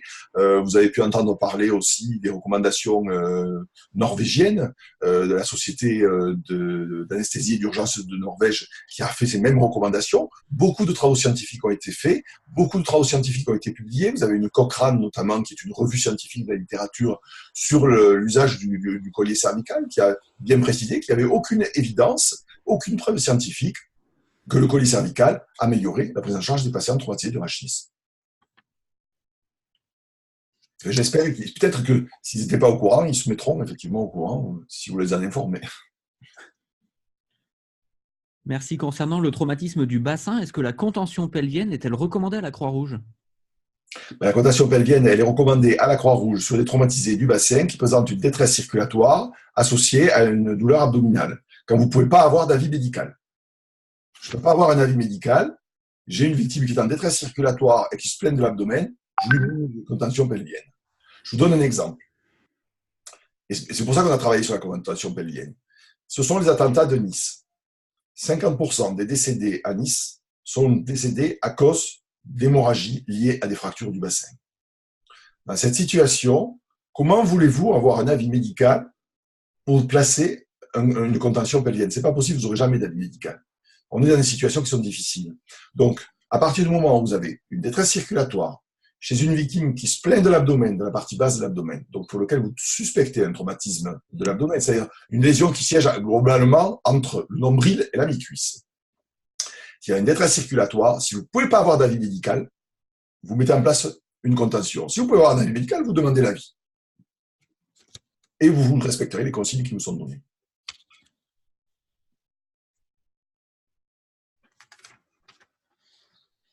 Bien, merci.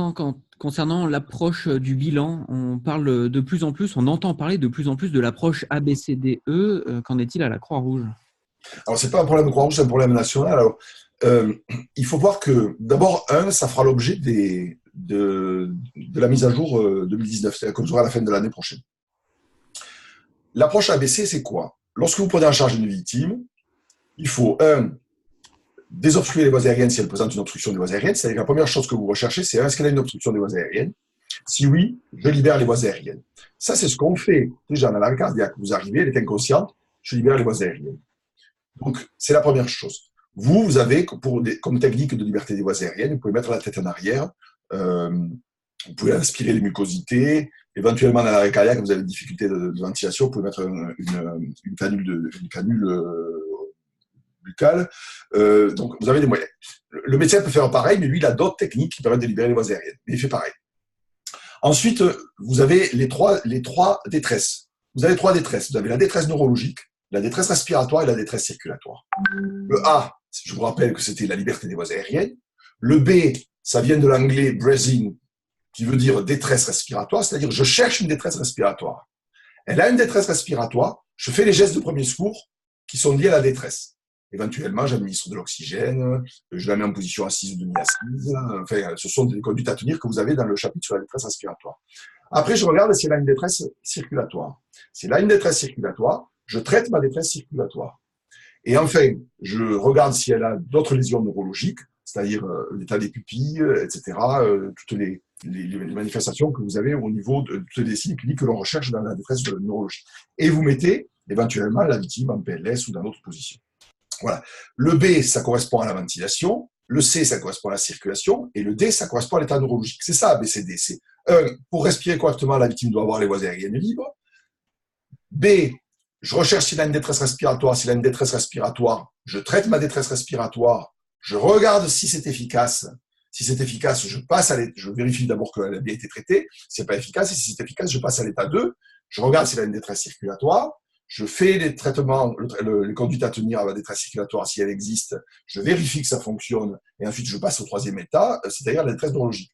Donc, en fait, même si vous ne le faites pas, vous ne savez pas, j'allais dire, vous utilisez la technique ABCD. Alors, vous me direz, on ne la fait pas dans le même ordre. C'est vrai que, et ça sera ça la discussion que l'on a notamment au niveau de la Commission nationale de la protection civile, commission médicale, ça sera si peut-être on placera la détresse neurologique après la détresse circulatoire. C'est-à-dire que dans la recherche des détresses, on fera 1, je recherche la détresse respiratoire, 2, je recherche une détresse circulatoire, 3, je recherche une détresse neurologique.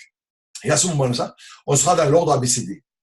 Alors, pourquoi l'ABCD, ça existe? Parce que c'est surtout un moyen mémotechnique. Mais c'est surtout un moyen mémotechnique pour les anglo-saxons. Parce que A, c'est pour airway, B, c'est pour breathing, C, c'est pour circulation, et D, c'est pour disability, qui correspond à voies aériennes, respiration, circulation, état neurologique. Voilà, je ne sais pas si j'ai répondu, mais vous en saurez plus, ça sera mal la fois prochaine. Très bien, maintenant quelques questions matérielles avant de terminer. Où acheter le pansement imbibé de substances hémostatiques? Il sera disponible, et je crois d'ailleurs qu'il est déjà, mais ça, il faudra peut-être vérifier, ou peut-être si quelqu'un, je ne sais pas s'il y a Philippe Testalan écoute, mais normalement, il sera disponible à la centrale d'achat. Il est connu sous le nom de Chitosam ou Quicklot. Très bien. Et enfin, est-ce que la Croix-Rouge sera dotée des seringues auto-injectables dans le cadre de la réanimation? Alors, ça, souvent, les seringues auto-injectables, les malades, ils les ont avec eux. Parce que bon, les personnes qui font des allergies graves, quand on arrive à les identifier, ils sont systématiquement dotés de ces appareils. Alors là, la discussion que l'on a, c'est est-ce qu'on le rajoute dans le kit médecin? Je ne sais pas. Pour l'instant, je ne peux pas vous dire ce que l'on va faire parce qu'on n'en a pas encore discuté. Mais en tout cas, c'est dans nos réflexions. C'est effectivement dans nos réflexions. Mais c'est vrai que la dernière recommandation de la Société française de médecine d'urgence, qui a fait une recommandation formalisée d'experts sur la prise en charge des patients qui présentent des allergies graves, a bien précisé qu'on avait encore des morts par allergie grave par insuffisance de traitement précoce par l'adrénaline. Et que c'était vraiment un traitement qu'il fallait faire le plus rapidement possible.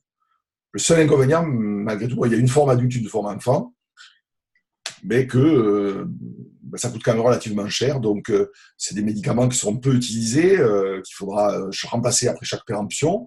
Donc, c'est quelque chose qu'il faut que l'on envisage et que l'on discute au niveau du pôle santé national. Et puis, une décision sera prise et vous sera communiquée.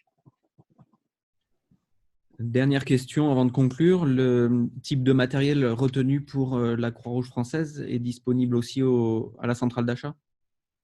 Alors ça, c'est un truc qu'on est en train de discuter là ces jours-ci, puisqu'on a essayé de lister les nouveaux matériels ou les matériels que l'on n'a pas à la centrale d'achat que l'on pourrait avoir. Mais notre politique, c'est d'essayer de doter la centrale d'achat des moyens que devront avoir, en tout cas que tous les moyens qui seront obligatoires, j'allais dire, dans nos sacs de secours. Je ne sais pas encore dans quel lot on les mettra, hein, ça vous sera indiqué dans les inventaires qui vous seront donnés. Mais en tout cas, tous les appareils nouveaux ou moyens nouveaux qui seront mis à disposition, il faut qu'ils soient disponibles à la centrale d'achat.